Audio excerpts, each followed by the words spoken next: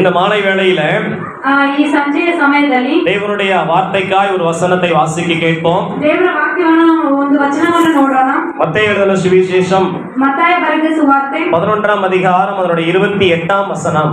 11ನೇ ಅಧ್ಯಾಯ 28ನೇ ವಚನ.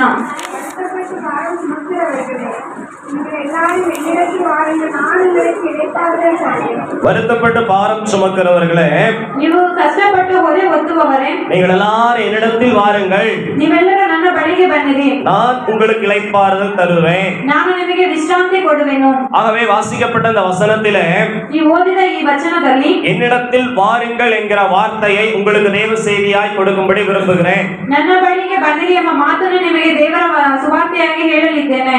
ஆண்டவர் இயேசு கிறிஸ்து இந்த உலகத்தில் வாழ்ந்த நாட்களிலே, ಯೇಸು ಕ್ರಿಸ್ತನ ಈ ಲೋಕದಲ್ಲಿ ಜೀವಿಸಿದ ಕಾಲದಲ್ಲಿ அவருடைய வார்த்தைகளை கேட்கும்படி அநேக ஜனங்கள் கடந்து வந்தார்கள். ಆತನ ಮಾತನ್ನು ಕೇಳುವುದಕ್ಕೆ ಅನೇಕ ಜನರು ಬಂದಿದ್ದರು. இயேசு கிறிஸ்துவின் வாயிலிருந்து புறப்பட்ட வார்த்தைகள் ஒவ்வொன்றும் கிருபை பொருந்தின வார்த்தைகளாய் இருந்தது. ಯೇಸು ಕ್ರಿಸ್ತನ ಬಾಯಿಂದ ಬಂದ ಒಂದೊಂದು ಮಾತು ಕೃಪೆಗೆ ನಿಮಿತ್ತವಾಗಿ ಇದ್ದಿತು. காயப்பட்டவர்களுக்கு ஆறுதலை கொடுக்கிற வார்த்தையாகவும், ಗಾಯ ಹೊಂದಿದವರಿಗೆ ಸಂತೈಸುವ ಮಾತಾಗಿಯೂ, கட்டுண்டவர்களுக்கு விடுதலை கொடுக்கிற வார்த்தையாகவும், ಜಜ್ಜಲ್ಪಟ್ಟವರಿಗೆ ಬಿಡುಗಡೆಯಾಗುವ ಮಾತಾಗಿಯೂ, பாவத்தோடு வருகிறவர்களுக்கு எச்சரிப்பை கொடுக்கிற வார்த்தையாகவும், ಪಾಪದಲ್ಲಿ ಬರುವವರಿಗೆ ಎಚ್ಚರಿಕೆಯ ಮಾತಾಗಿಯೂ, அவருடைய வார்த்தை ஒரு வல்லமை உள்ளதாய் அதிகாரம் உள்ளதாய் வெளிப்பட்டது. ಆತನ ಮಾತುಗಳು ಬಲವುಳ್ಳದಾಗಿಯೂ ಅಧಿಕಾರವುಳ್ಳದಾಗಿಯೂ ಇದ್ದಿತು. அவருடைய கிருபை பொருந்தின வார்த்தைகள் அநேகம் இருக்கிறது. ಆತನ ಕೃಪೆಯೊಂದಿಗೆ ಹೇಳಿದ ಮಾತುಗಳು ಅನೇಕವಿದೆ. அதில் அவர் சொன்ன ஒரு முக்கியமான வார்த்தை தான் இப்பொழுது நாம் வாசித்த அந்த வசனம். ಆತನ ಹೇಳಿದ ಒಂದು ಮುಖ್ಯವಾದ ವಚನವೇ ಈಗ ನಾವು ಓದಿದ ವಚನ. என்னிடத்திலே வாருங்கள், ನನ್ನ ಬಳಿಗೆ ಬನ್ನಿರಿ. இன்றைக்கு ஒரு அழைப்பின் வார்த்தையை கர்த்தர் நமக்கு தருகிறார். ಒಂದು ಕರೆಯುವಿಕೆಯ ಮಾತನ್ನು ದೇವರು ನಮಗೆ ಹೇಳಿದ್ದಾರೆ. இந்த நாளிலே நம்முடைய வாழ்க்கையிலே பலரையும் தேடி நாம் ஓடி இருப்போம். ನಮ್ಮ ಜೀವಿತದಲ್ಲಿ ಅನೇಕ ಕಾರ್ಯಗಳನ್ನು ಕುರಿತು ನಾವು ಓಡಿರುತ್ತೇವೆ. நம்முடைய வாழ்க்கையின் விடுதலைக்காக, சுகத்துக்காக, பலனுக்காக, ನಮ್ಮ ಜೀವಿತದಲ್ಲಿ ಸುಖಕ್ಕಾಗಿ, ಬಿಡುಗಡೆಗಾಗಿ யார் யார் என்னென்ன காரியங்களை சொன்னார்களோ அதையெல்லாம் தேடி நாடி ஓடினோம். ಯಾರ್ಯಾರು ಏನೇನು ಕಾರ್ಯಗಳನ್ನು ಹೇಳಿರ್ತಾರೋ ಅದನ್ನು ಹುಡುಕಿ ಓಡುತ್ತೇವೆ. ஆனால் அப்படி போய் வாழ்க்கையில் எந்த ஒரு மாற்றமும் இல்லை. ಹಾಗೆ ಹೋಗಿ ಜೀವಿತದಲ್ಲಿ ಯಾವ ಮಾರ್ಪಾಡು ಇರುವುದಿಲ್ಲ. முன்னிலைமையை பார்க்கல, பின்னிலைமை அதிக கேடுள்ளதாகவே இருந்து கொண்டிருக்கிறது. ಮುಂಚಿನ ವಾದವನ್ನು ನೋಡುವುದಕ್ಕೆ ಇನ್ನೂ ಕಷ್ಟಕರವಾಗಿ ಈಗ ಇರುತ್ತದೆ. ஏற்கனவே பட்டு கொண்டிருக்கிற பாடுகளை பார்க்க இன்னும் அதிகமான பாடுகள் தான் வந்திருக்கிறது. ಇದಕ್ಕೆ ಮುಂಚೆ ಇದ್ದ ಕಷ್ಟಗಳಿಗಿಂತ ಈಗ ಹೆಚ್ಚಾಗಿರುವುದು. ஆகவே மனுஷ வார்த்தைகளை கேட்டு போய் நம்பிக்கை இழந்து போனவர்களாய் இருக்கின்றோம். ಆದ್ದರಿಂದ ಮನುಷ್ಯರ ಮಾತುಗಳನ್ನು ಕೇಳಿ ನಂಬಿಕೆ ಕಳೆದುಕೊಂಡವರಾಗಿ ಇರುತ್ತೇವೆ. ஆனால் இன்றைக்கு கர்த்தர் நம்மோடு கூட சொல்லுகிறார், ಕರ್ತನು ನಮ್ಮೊಂದಿಗೆ ಹೇಳುತ್ತಿದ್ದಾರೆ, நீங்கள் எல்லாரும் என்னிடத்திலே வாருங்கள். ನೀವೆಲ್ಲರೂ ನನ್ನ ಬಳಿಗೆ ಬನ್ನಿರಿ. இயேசுவிடத்திலே வந்த ஒருவரும் வெட்கப்பட்டு போனதில்லை. ಯೇಸು ಕ್ರಿಸ್ತನ ಬಳಿಗೆ ಬಂದ ಯಾರು ನಾಚಿಕೆ ಪಟ್ಟು ಹೋದದಿಲ್ಲ. இந்த இயேசுவின் வார்த்தை நம்பி விசுவாசித்து வந்தவர்கள் ஒருவர் ஏமாற்றம் அடைந்ததில்லை. ಯೇಸು ಕ್ರಿಸ್ತನನ್ನು ನಂಬಿ ಬಂದವರು ಅವರ ವಿಶ್ವಾಸ ಕೆಟ್ಟು ಹೋಗಿದ್ದಿಲ್ಲ. ஆகவே இந்த இயேசுவின் வார்த்தையை கேட்டு நம்பிக்கையோடு நாம் இவரிடத்திலே வரலாம். ಯೇಸು ಕ್ರಿಸ್ತನ ಮಾತನ್ನು ಕೇಳಿ ನಂಬಿಕೆಯಿಂದ ಇಲ್ಲಿಗೆ ಬರಬಹುದು. ஒருமுறை சீஷர்கள் படைகளை பயணம் போய் கொண்டிருக்கிறார்கள்.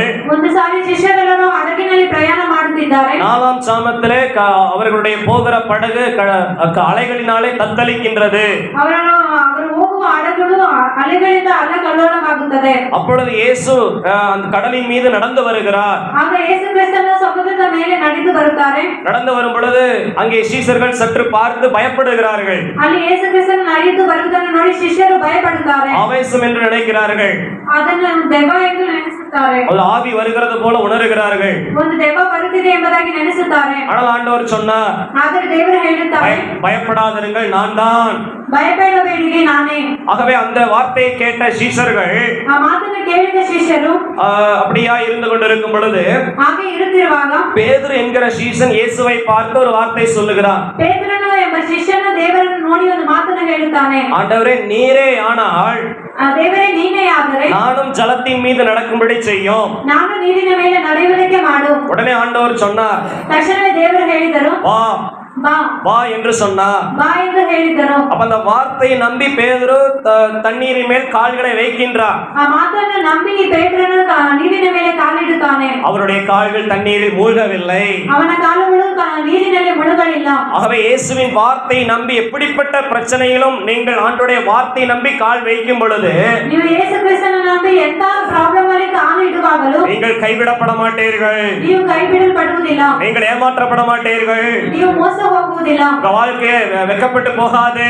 ನಿಮ್ಮ ಜೀವಿತವೇ ನಾಚಿಕೆ ಪಟ್ಟು ಹೋಗುವುದಿಲ್ಲ. ஆகவே இந்த சர்வ வல்லமையில் இயேசு கிறிஸ்து இந்த சாயங்கால நேரத்தில் உங்களை பார்த்து சொல்லுகிறார், ಸರ್ವಶಕ್ತನಾದ ಯೇಸು ಕ್ರಿಸ್ತನ ಈ ಸಂಜೆ ವೇಳೆಯಲ್ಲಿ ನಿಮ್ಮನ್ನು ನೋಡಿ இடத்திலே வாருங்கள். ನನ್ನ ಬಳಿಗೆ ಬನ್ನಿರಿ. கர்த்தருக்கு ஸ்தோத்திரம். வருத்தப்பட்டு பாரம் சுமக்கிறவர்களே, ಕಷ್ಟಪಟ್ಟು ಹೊರೆ ಹೊತ್ತುವವರೇ, நீங்கள் வேற எங்கேயும் தேடி போக வேண்டிய அவசியம் இல்லை. ನೀವು ಎಲ್ಲಿ ಹುಡುಕಿ ಹೋಗಬೇಕಾದ ಅವಶ್ಯಕತೆ ಇಲ್ಲ. அவர்கள் எதை சொன்னார்கள், இவர்கள் அதை சொன்னார்கள் என்று அங்குமிங்கும் போக வேண்டிய அவசியம் இல்லை. ಅವರು ಇದನ್ನು ಹೇಳಿದ್ರು, ಇವರು ಇದನ್ನು ಹೇಳಿದ್ರು ಎಂಬುದಾಗಿ ಹೋಗುವುದು ಬೇಕಾಗಿಲ್ಲ. உங்களுக்காக கல்வாரி சிலுவையில் ஐக்காயங்களை நேற்று 2 கரம் விரித்து அழைத்துக் கொண்டிருக்கிற நல்ல மேய்ப்பனா இயேசு நானே. ನಿಮಗೋಸ್ಕರ ನಾನು ಶಿಲುಬೆಯಲ್ಲಿ ಕಷ್ಟಪಟ್ಟ ಒಳ್ಳೆ ಗುರುವನು ನಾನೇ. ஆகவே என்னிடத்தில் நீங்கள் வாருங்கள். ಆದ್ದರಿಂದ ನನ್ನ ಬಳಿಗೆ ನೀವು ಬನ್ನಿರಿ. நான் தருகிற விடுதலையை பெற்றுக் கொள்ளுங்கள். ನಾನು ಕೊಡುವ ಬಿಡುಗಡೆಯನ್ನು ಹೊಂದಿಕೊಳ್ಳಿರಿ. நான் உங்களுக்கு கொடுக்கிற ஆசீர்வாதத்தை பெற்றுக் கொள்ளுங்கள். ನಾನು ನಿಮಗೆ ಕೊಡುವ ಆಶೀರ್ವಾದವನ್ನು ಹೊಂದಿಕೊಳ್ಳಿರಿ. நானே உங்களுக்கு இளைப்பாறுதலை தருகிறவர், ನಾನೇ ನಿಮಗೆ ವಿಶ್ರಾಂತಿ ಕೊಡುವವನು. கர்த்தருக்கு ஸ்தோத்திரம். ಕರ್ತನಿಗೆ ಸ್ತೋತ್ರ. அங்கே பாருங்கள், ஆதியாகமம் 24 பிரைஸ் தி லார்ட். ஆதியாகமம் 24ஆம் அதிகாரம் 31ஆம் வசனத்திலே பார்க்கின்றோம். ஆதிகாண்ட 24:31ನೇ ವಚನದಲ್ಲಿ ನೋಡುತ್ತೇವೆ. அங்கே லாபான் என்கிற ஒரு மனிதன் எலியேசரை பார்த்து ஒரு வார்த்தை சொல்லுகிறார். ಅಲ್ಲಿ ಲಾಬಾನ ಎಂಬ ಮನುಷ್ಯನು ಎಲಿಯಾಜರನ್ನು ನೋಡಿ ಒಂದು ಮಾತನ್ನು ಹೇಳುತ್ತಾನೆ. கர்த்தரால் ஆசீர்வதிக்கப்பட்டவரே, ಕರ್ತನಿಂದ ಆಶೀರ್ವಾದ ಹೊಂದಿದವನೇ, நீர் உள்ளே வாரோ, ನೀನು ಒಳಗೆ ಬಾ, நீர் வெளியே நிற்பானே, ನೀನು ಆಚೆ ನಿಲ್ಲುವುದೇನು, உமக்கு வீடும் ஒட்டகங்களுக்கு உணவும் ஆயத்தம் செய்யப்பட்டிருக்கிறது. ನಿನಗೆ ಆಹಾರವು ನಿನ್ನ ಪೂರ್ವಿಕರಿಗೆ ಆಹಾರವು ಸಿದ್ಧ ಮಾಡಲ್ಪಟ್ಟಿದೆ. ஆகவே இந்த இடத்திலே கூடி வந்திருக்கிற நீங்கள் எல்லாருமே ಆದ್ದರಿಂದ ನೀವು ಇಲ್ಲಿಗೆ ಬಂದಿರುವ ನೀವೆಲ್ಲರೂ கர்த்தரால் ஆசீர்வதிக்கப்பட்டவர்கள். ಕರ್ತನಿಂದ ಆಶೀರ್ವಾದ ಹೊಂದಿದವರು. விசுவாசிக்கிறவர்கள் கைகளை உயர்த்தி ஆண்டவரை மகிமைப்படுத்தும். அல்லேலூயா. நீங்கள் யார்? ನೀವು ಯಾರು? சொல்லுங்க, நீங்கள் யார்? ನೀವು ಯಾರು? பேசணும், சொல்லுங்க. கர்த்தரால் ஆசீர்வதிக்கப்பட்டவர்கள், ಕರ್ತನಿಂದ ಆಶೀರ್ವಾದ ಹೊಂದಿದವರು. ஆகவே நீங்கள் ஒருபோதும் வெளியே நிற்க கூடாது. ಆದ್ದರಿಂದ ಒಂದು ದಿನ ಆಚೆ ನಿಲ್ಲಬಾರದು. தேவனுடைய காரியங்களிலே வெளியே நிற்க கூடாது. ದೇವರ ಕಾರ್ಯದಲ್ಲಿ ಆಚೆ ನಿಲ್ಲಬಾರದು. தெய்வத்தினுடைய விஷயங்களிலே வெளியே போகிறவர்களாய் இருக்க கூடாது. ದೇವರ ಕಾರ್ಯದಲ್ಲಿ ಆಚೆ ಹೋಗುವವರೆಗೆ உள்ளே வாருங்கள்.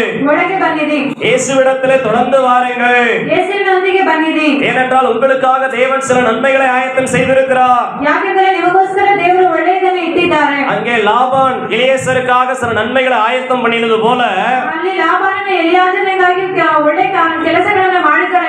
இன்றைக்கு பிதாவாகிய தேவன் சர்வ வல்லமையுள்ள கர்த்தராய் இந்த இடத்தில் உலாவிக் கொண்டிருக்கிறார். ಈಗ ನಮ್ಮ ಮಧ್ಯದಲ್ಲಿ ದೇವರು ಸಂಚಾರ ಮಾಡುತ್ತಿದ್ದಾರೆ. நம்மை நோக்கி வருகிற வாஞ்சையோடு தாகத்தோடு வருகிற ஒவ்வொருவருக்கும் சில காரியங்களை செய்யும்படி அவர் ஆயத்தமாய் இருக்கிறார். ತಮ್ಮನ್ನು ದಾಹದಿಂದ ಹುಡುಕುವವರಿಗೆ ಸ್ವಲ್ಪ ಕಾರ್ಯಗಳನ್ನು ಆತನು ಮಾಡುವನು. அவர் ஆயத்தம் பண்ணின நன்மைகளை நீங்கள் சுதந்தரித்துக் கொள்வதற்காகத்தான் இந்த அழைப்பை உங்களுக்கு கொடுக்கிறார். ಆತನು ಸಿದ್ಧ ಮಾಡಿದ ಒಳ್ಳೆಯದನ್ನು ಹೊಂದಿಕೊಳ್ಳುವುದಕ್ಕೆ ಈ ಆಲೋಚನೆಯನ್ನು ನಿಮಗೆ ಕೊಟ್ಟಿದ್ದಾರೆ. ஆகவே தைரியமாய் வாருங்கள். ಆದ್ದರಿಂದ ಧೈರ್ಯವಾಗಿ ಬನ್ನಿರಿ. ஒரு சிலருக்குள்ளே ஒரு கேள்வி இருக்கிறது.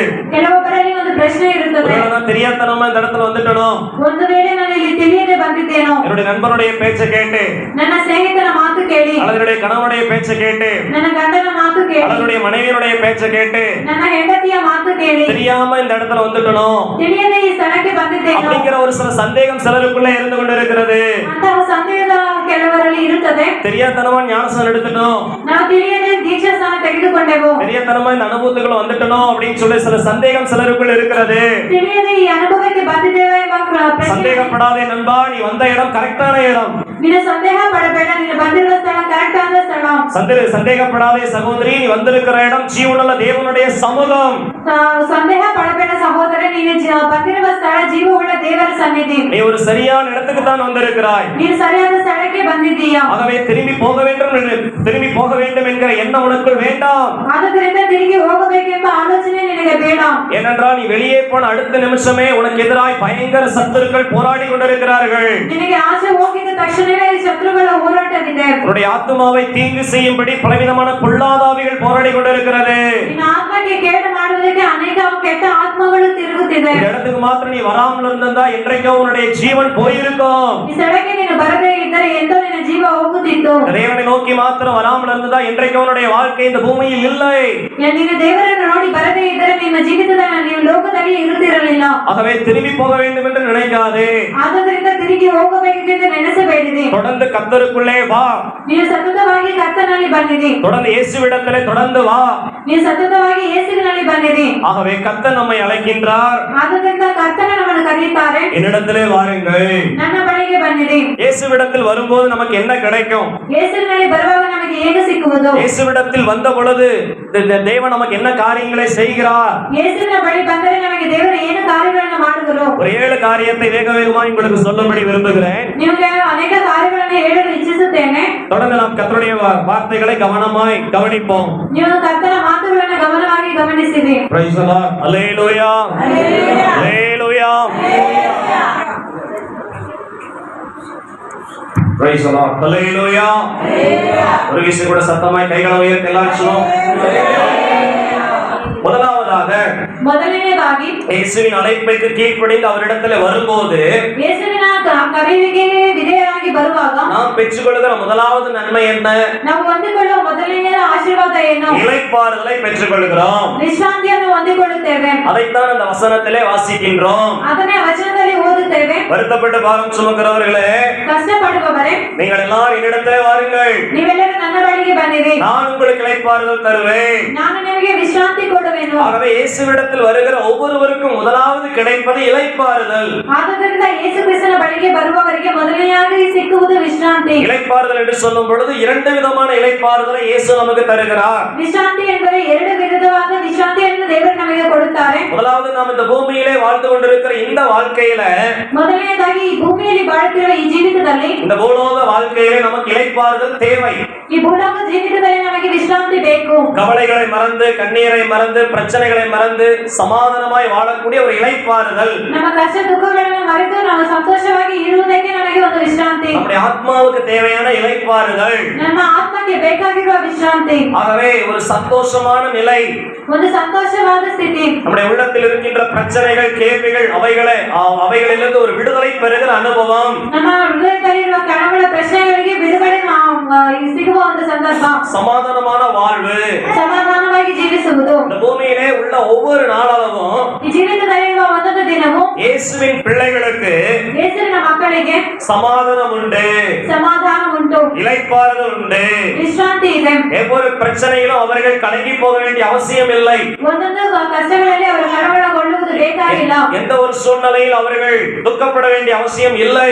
ಯಾವ ಸ್ಥಿತಿಯಲ್ಲಿ ಅವರು ಕಳವಳ ಪಡುವುದು ಬೇಕಾಗಿಲ್ಲ. அவை போன்ற துன்பங்கள் நம்முடைய வாழ்க்கையில் வந்தாலும் அதை பனி போல் அகலச் செய்ய நாம் ஆராதிக்கிற இயேசு வல்லவராய் இருக்கிறார். ಪರ್ವತದ ಹಾಗೆ ಬರುವ ದುಃಖಗಳನ್ನು ಹಿಮದ ಹಾಗೆ ಕರಗಿಸುವುದಕ್ಕೆ ನಮ್ಮ ದೇವರಿಂದ ಶಕ್ತನಾಗಿದ್ದಾನೆ. ஏனென்றால் அவருடைய சமூகத்தில் வரும் பொழுது, அவருடைய வார்த்தைகளை கேட்கும் பொழுது உள்ளத்தில் இருக்கின்ற கவலைகள், பாரங்கள், துக்கங்கள் அகன்று போகிறது. ಆತನ ಸಮ್ಮುಖಕ್ಕೆ ಬಂದ ವಾಕ್ಯವನ್ನು ಕೇಳುವಾಗ ಹೃದಯದಲ್ಲಿರುವ ಕಳವಳಗಳು ಹೋಗುತ್ತದೆ. சமயத்துக்கேற்ற சகாயராய் கர்த்தர் நம்மோடு கூட பேசி நம்முடைய கவலைகளை மறக்க பண்ணுகிறார். ಸಮಯಕ್ಕೆ ತಕ್ಕ ಸಹಾಯಕನಾಗಿ ದೇವರು ನಮಗೆ ಕೃಪೆ ಮಾಡುತ್ತಾರೆ. ஆகவே உள்ளத்துக்கு வேண்டிய இளைப்பாறுதலை தருகிறார். ಆದ್ದರಿಂದ ನಮ್ಮ ಹೃದಯದಲ್ಲಿ ವಿಶ್ರಾಂತಿಯನ್ನು ಕೊಡುತ್ತಾರೆ. ஒரு தாய் தேற்றுவது போல் நம்மை அவர் தேற்றுகிறார். ಒಂದು ತಾಯಿ ಸಂತೈಸುವ ಹಾಗೆ ಆತನು ನಮ್ಮನ್ನು ಸಂತೈಸುವನು. ஆகவே நாம் இப்பொழுது இளைப்பாறுதல் உள்ளவர்களாய் இருக்கிறோம். ಆದ್ದರಿಂದ ನಾವು ವಿಶ್ರಾಂತಿ ಉಳ್ಳವರಾಗಿ ಈಗ ಇದ್ದೇವೆ. மன நிம்மதி உள்ளவர்களாய் இருக்கிறோம். ಮನ ನೆಮ್ಮದಿ ಉಳ್ಳವರಾಗಿ ಇದ್ದೇವೆ. துன்மார்க்கனுக்கு வேதனை உண்டு என்று சொல்லப்பட்டிருக்கிறது. ದುಷ್ಟರಿಗೆ ಅನೇಕ ವೇದನೆಗಳು ಇದೆ ಎಂಬುದಾಗಿ ಹೇಳಿದೆ. கர்த்தரை நம்புகிறவனையே கிருபை சூழ்ந்து கொள்ளும் என்று சொல்லப்பட்டிருக்கிறது. ಕರ್ತನನ್ನು ನಂಬುವವರಿಗೆ ಆತನ ಕೃಪೆ ನಿಲ್ಲುವುದು ಎಂಬುದಾಗಿ ಹೇಳಿದೆ. ஆகவே இயேசுவை நம்பி நாம் வரும் பொழுது, ಆದ್ದರಿಂದ ಯೇಸುವನ್ನು ನಂಬಿ ನಾವು ಬರುವಾಗ நம்முடைய உள்ளத்தின் பாரங்களை மாற்றுகிறார். ನಮ್ಮ ಹೃದಯದ ಭಾರಗಳನ್ನು ಮಾರ್ಪಡಿಸುವನು. நம்முடைய இல்லத்தில் காணப்படுகிற பிரச்சனைகளை மாற்றுகிறார். ನಮ್ಮ ಮನೆಯಲ್ಲಿರುವ ಪ್ರಾಬ್ಲಮ್ಗಳನ್ನು ಅದನ್ನು ಸಾಲ್ವ್ ಮಾಡುತ್ತಾನೆ. நம்முடைய உறவுகளுக்குள்ளே ஒரு சமாதானம் வருகிறது. ನಮ್ಮ ಸಂಬಂಧಗಳಲ್ಲಿ ಒಂದು ಸಮಾಧಾನ ಬರುವುದು. இயேசுவின் வார்த்தை நமக்கு கிடைப்பதற்கு முன்னதாக வழிதப்பி திரிந்தோம். ನಾವು ಯೇಸುವಿನ ಮಾತು ಸಿಕ್ಕುವ ಮುಂಚೆ ನಾವು ದಾರಿ ತಪ್ಪಿ ನಡೆಯುತ್ತಿದ್ದೇವೆ. யாரிடத்தில் எப்படி பேசணும், குடும்பத்தில் எப்படி நடத்தணுங்கிற ஒரு அறிவு தெளிவு நமக்கு இல்லாமல் போகிறது. ಕುಟುಂಬವನ್ನು ಹೇಗೆ ನಡೆಸಬೇಕೆಂಬ ನಮಗೆ ಸ್ವಸ್ಥತೆ ಇರಲಿಲ್ಲ. ஆனால் இயேசுவின் வார்த்தையை கேட்டு கீழ்ப்படிந்த பொழுது நமக்குள்ளே ஒரு தெளிவு வருகிறது. ಯೇಸುವಿನ ಮಾತನ್ನು ಕೇಳಿದಾಗ ನಮ್ಮಲ್ಲಿ ಒಂದು ಸ್ವಸ್ಥ ಬುದ್ಧಿ ಬರುತ್ತದೆ. குடும்ப உறவுகளுக்குள்ளாய் நல்லபடி பேசவும் பழகவும் அந்த ஒரு தன்மை நமக்குள் மாற்றப்படுகிறது. ಕುಟುಂಬದಲ್ಲಿರುವವರನ್ನು ಚೆನ್ನಾಗಿ ಪಳಗಲು ದೇವರು ಕೃಪೆ ಕೃಪೆ ಮಾಡುತ್ತಾರೆ. அதுக்கு முன்னாடி குடும்பத்திலே சமாதானம் இல்லாமல் இருக்கிறது. ಅದಕ್ಕೆ ಮುಂಚೆ ಕುಟುಂಬದಲ್ಲಿ ಸಮಾಧಾನವಿಲ್ಲದೆ ಇರುತ್ತದೆ. ஆண்டவருக்குள் வந்ததுக்கு அப்புறம் குடும்பங்களில் ஒரு ஆசீர்வாதம் உண்டாகிறது. ಆದರೆ ದೇವರಲ್ಲಿ ಬಂದ ಮೇಲೆ ಕುಟುಂಬದಲ್ಲಿ ಆಶೀರ್ವಾದ ಉಂಟಾಗುತ್ತದೆ. இளைப்பாறுதல் நமக்குள்ளே கிடைக்கிறது. ಒಂದು ವಿಶ್ರಾಂತಿ ನಮಗೆ ಸಿಕ್ಕುತ್ತದೆ. ஆகவே இந்த ஆண்டவரிடத்தில் வரும் பொழுது இந்த பூலோக வாழ்க்கையில நமக்கு ஒரு இளைப்பாறுதல் கிடைக்கிறது. ಆದ್ದರಿಂದ ನಾವು ದೇವರ ಬಳಿಗೆ ಬರುವಾಗ ಭೂಲೋಕದಲ್ಲಿ ವಿಶ್ರಾಂತಿ ಸಿಗುತ್ತದೆ. ಎರಡನೆಯದಾಗಿ நம்முடைய மரணத்துக்கு பின்பாக ஒரு வாழ்வு இருக்கிறது. ನಮಗೆ ಮರಣಕ್ಕೆ ಹಿಂದೆಯಾಗಿ ಒಂದು ಜೀವಿತವಿದೆ. அதுதான் நித்திய வாழ்வு. ಅದೇ ನಿತ್ಯ ಜೀವಿತವು. தற்போது ನಾವು உலகத்தில் வாழ்ந்து கொண்டிருக்கிற வாழ்க்கை ஒரு வாடகை வீட்டுல குடியிருக்கிறது போலதான். ನಾವು ಲೋಕದಲ್ಲಿ ಇರುವುದು ಒಂದು ಬಾಡಿಗೆ ಜೀವಿತವಾಗಿದೆ. ஒரு டெம்பரவரியான வாழ்வு. ಒಂದು ಟೆಂಪರರಿಯಾಗಿ ಇರುವ ಜೀವಿತ. ஆனால் நம்முடைய மரணத்துக்கு பின்னாடி இருக்கக்கூடிய வாழ்வு தான் நித்திய வாழ்வு. ನಮ್ಮ ಮರಣಕ್ಕೆ ಹಿಂದೆ ಇರುವ ಜೀವಿತವೇ ನಿತ್ಯವಾದ ಜೀವ. ஆகவே மரணத்துக்கு பின்னாடி மனுஷனுக்கு இரண்டு இடம் தான் இருக்கிறது. ಮರಣಕ್ಕೆ ಹಿಂದೆ ಮನುಷ್ಯನಿಗೆ ಎರಡು ಜಾಗವೇ ಇದೆ. ஒன்று பரலோகம், ಒಂದು ಪರಲೋಕ, இன்னொன்று நரகம். ಇನ್ನೊಂದು ನರಕ. ஆண்டவரை ஏற்றுக்கொண்டு கர்த்தருடைய வார்த்தைக்கு கீழ்ப்படிந்து கிறிஸ்துவுக்குள் வாழ்கிறவர்கள் பரலோகத்துக்கு செல்வார்கள். ದೇವರನ್ನು ಅಂಗೀಕರಿಸಿ ಇರುವವರು ಪರಲೋಕಕ್ಕೆ ಹೋಗುತ್ತಾರೆ. இயேசுவை ஏற்றுக்கொள்ளாம ஆண்டவருக்கு பிரியம் இல்லாம வாழக்கூடியவர்கள் அவர்களுக்கு ஏற்படுத்தப்பட்ட அந்த நரக ஆக்கினைக்கு கடந்து செல்வார்கள். ಯೇಸುವನ್ನು ಅಂಗೀಕರಿಸಿದ ಆತನ ಪ್ರಕಾರ ನಡೆಯದೇ ಇರುವವರು ನರಕಕ್ಕೆ ಹೋಗುವರು. ஆகவே நம்முடைய மரணத்துக்கு பின்பு பரலோகம் என்கிற மேன்மையான இடத்தில் நம்முடைய ஆத்மாவை கர்த்தர் இளைப்பாற பண்ணுகிறார். ಆದ್ದರಿಂದ ನಮ್ಮ ಮರಣದ ನಂತರ ಪರಲೋಕವೆಂಬ ವಿಶ್ರಾಂತಿ ಸ್ಥಳದಲ್ಲಿ ದೇವರು ನಮ್ಮನ್ನು ಇಡುವರು. நித்தியமாய் ஆண்டவரோடு கூட இருக்கவும் அவருடைய முகத்தை பார்த்து ஆராதிக்கும்படியான பாக்கியம் கிடைக்கிறது.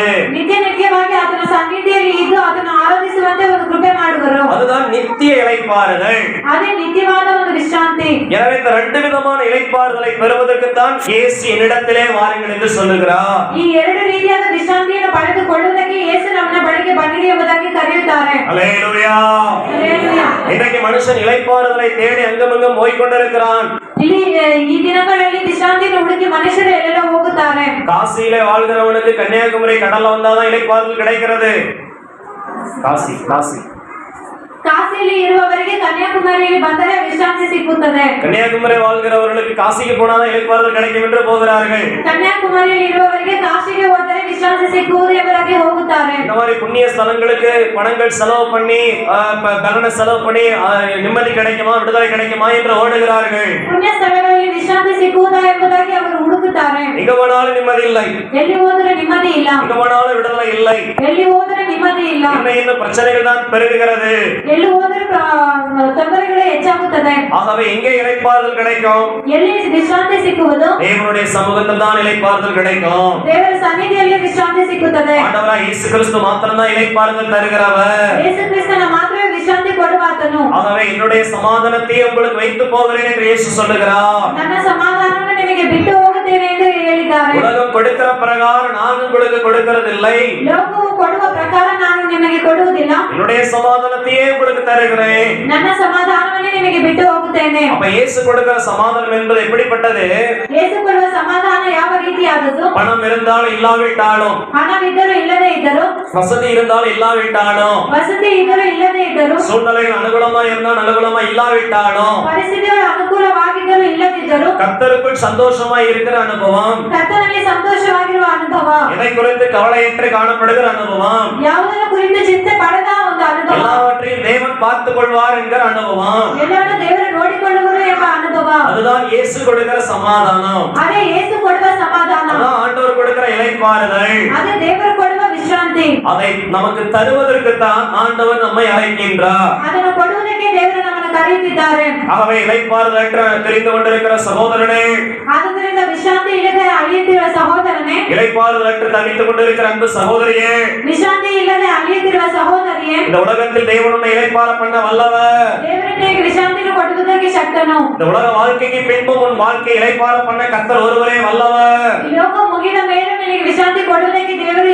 ಶಕ್ತನು. ஆகவே அதை பெற்றுக்கொள்ளும்படிக்கு வா என்று கர்த்தர் உன்னை அழைக்கிறார். ಅದನ್ನು ಹೊಂದಿಕೊಳ್ಳುವುದಕ್ಕೆ ನೀನು ಬಾ ಎಂಬುದಾಗಿ ದೇವರು ಕರೆಯುತ್ತಿದ್ದಾರೆ. ஆபகுக் 3ஆம் அதிகாரம் 16ஆம் வசனம் சொல்லுகிறது, ಹಬಕ್ಕೂಕನ 16:3ನೇ ವಚನ ಹೇಳಲ್ಪಟ್ಟಿದೆ, இக்கட்டு நாளில் இளைப்பாறுதல் அடைவேன். ಇಕ್ಕಟ್ಟಿನಲ್ಲಿ ವಿಶ್ರಾಂತಿಯನ್ನು ಅನುಭವಿಸುವಿ. ஆகவே இக்கட்டுகள் நம்மை சூழ்ந்து கொள்ளும் பொழுது, ಇಕ್ಕಟ್ಟುಗಳು ನಮ್ಮನ್ನು ಸುತ್ತಿಕೊಳ್ಳುವಾಗ, பிரச்சனைகள் நம்முடைய வாழ்க்கையில் பெருகும் பொழுது, ತೊಂದರೆಗಳು ನಮ್ಮ ಜೀವಿತದಲ್ಲಿ ಹೆಚ್ಚಾಗುವಾಗ நாம் கர்த்தரை நோக்கி பார்க்கும் பொழுது, ನಾವು ಯೆಹೋವನನ್ನು ನೋಡಿ ಕೂಗುವಾಗ அவரை நோக்கி நாம் கூப்பிடும் பொழுது, ಆತನನ್ನು ನೋಡಿ ಕೂಗುವಾಗ அவர்தாமே நம்முடைய கூப்பிடுதலை கேட்டு அந்த சூழ்நிலையிலிருந்து நம்மை தூக்கி எடுக்கிறார். ಆತನೇ ನಮ್ಮನ್ನು ಕೇಳಿ ಆ ಪರಿಸ್ಥಿತಿಯಿಂದ ಬಿಡಿಸುವನು. ஆகவே ஒரு இளைப்பாறுதலை பெற்றுக் கொள்கிறோம். ಆದ್ದರಿಂದ ಒಂದು ವಿಶ್ರಾಂತಿಯನ್ನು ಹೊಂದಿಕೊಳ್ಳಬೇಕು. அதைத்தான் சங்கீதம் 55 சங்கீதம் 22 வசனம் சொல்லுகிறது. ಅದರ ಕೀರ್ತನೆ 55:22 ವಚನ ಹೇಳುತ್ತದೆ, கர்த்தர் மேல் உன் பாரத்தை வைத்து விடு, ಯೆಹೋವನ ಮೇಲೆ ನಿನ್ನ ಚಿತ್ತ ಭಾರವನ್ನು ಇಡು, அவரே உன்னை ஆதரிப்பார். ಆತನೇ ನಿನ್ನನ್ನು ಆಧರಿಸುವನು. ஆகவே நம்முடைய பாரங்களை சுமக்கின்ற, பாரங்களிலிருந்து நம்மை விடுதலை ஆக்குகிற ஒரு சுமை தாங்கிய இயேசு இங்கே இருக்கிறார். ಆತನೇ ನಮ್ಮನ್ನು ಹೊರೆಯನ್ನು ಹೊತ್ತುಕೊಳ್ಳುವ ಒಂದು ಮನುಷ್ಯನಾಗಿ ಇದ್ದಾನೆ. இயேசு நம்மிடத்தில் இருக்கிறார். ಯೇಸು ನಮ್ಮಲ್ಲಿ ಇದ್ದಾರೆ.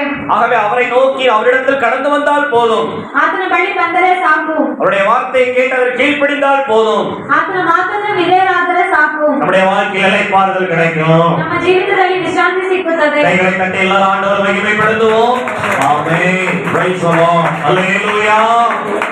கர்த்தருக்கு ஸ்தோத்திரம். இரண்டாவதாக ಎರಡನೆಯದಾಗಿ ஏசாயா தீர்க்கதரிசனம் 55 அதிகாரம் அவருடைய 1 வசனத்திலே பார்க்கின்றோம். ಯೆಶಾಯ 55:1 ವಚನದಲ್ಲಿ ನೋಡುತ್ತೇವೆ. ஒருவர் தயவாய் இந்த வசனத்தை வாசிக்க கேட்போம். ஓ தாகமாய் இருக்கிறவர்களே, நீங்கள் எல்லாரும் தண்ணீர் கண்டைக்கு வாருங்கள். பணமில்லாதவர்களே, நீங்கள் வந்து வாங்கி சாப்பிடுங்கள். நீங்கள் வந்து பணமுமின்றி விளையும் என்று திராட்சரசமும் பாலும் கொள்ளுங்கள். ஆகவே இந்த வசனம் சொல்லுகிறது, ಈ ವಚನವು ಹೇಳುತ್ತಿದೆ, தாகமாய் இருக்கிறவர்களே, ಬಾಯಾರಿದವರೇ, நீங்கள் எல்லாரும் தண்ணீர் அண்டைக்கு வாருங்கள். ನೀರಿನ ಬಳಿಗೆ ಬನ್ನಿರಿ. ஆகவே நீங்கள் பணமில்லாதவர்களே, ಹಣವಿಲ್ಲದವರೇ, வந்து வாங்கி சாப்பிடுங்கள். ನೀವು ಬಂದು ಕೊಂಡುಕೊಳ್ಳಿರಿ, ಉಣ್ಣಿರಿ. நீங்கள் வந்து பணமுமின்றி விலையுமின்றி திராட்சரசம் பாலும் கொள்ளுங்கள். ನೀವು ಹಣವಿಲ್ಲದೆ ದ್ರಾಕ್ಷಾರಸವನ್ನು ಹಾಲನ್ನು ತೆಗೆದುಕೊಳ್ಳಿರಿ. இரண்டாவது இயேசு எதற்காய் நம்மை அழைக்கிறார்? ಎರಡನೆಯದಾಗಿ ಯೇಸು ಯಾವುದಕ್ಕಾಗಿ ನಮ್ಮನ್ನು ಕರೆಯುತ್ತಾರೆ? ஜீவ தண்ணீரை பருகுவதற்காய் நம்மை அழைக்கின்றார். ಜೀವದ ನೀರನ್ನು ಕೊಡುವುದಕ್ಕೆ ಕರೆಯುತ್ತಾರೆ. ஏனென்றால் நம்முடைய வாழ்க்கையில் ஒரு திருப்தியான அனுபவம் தேவை.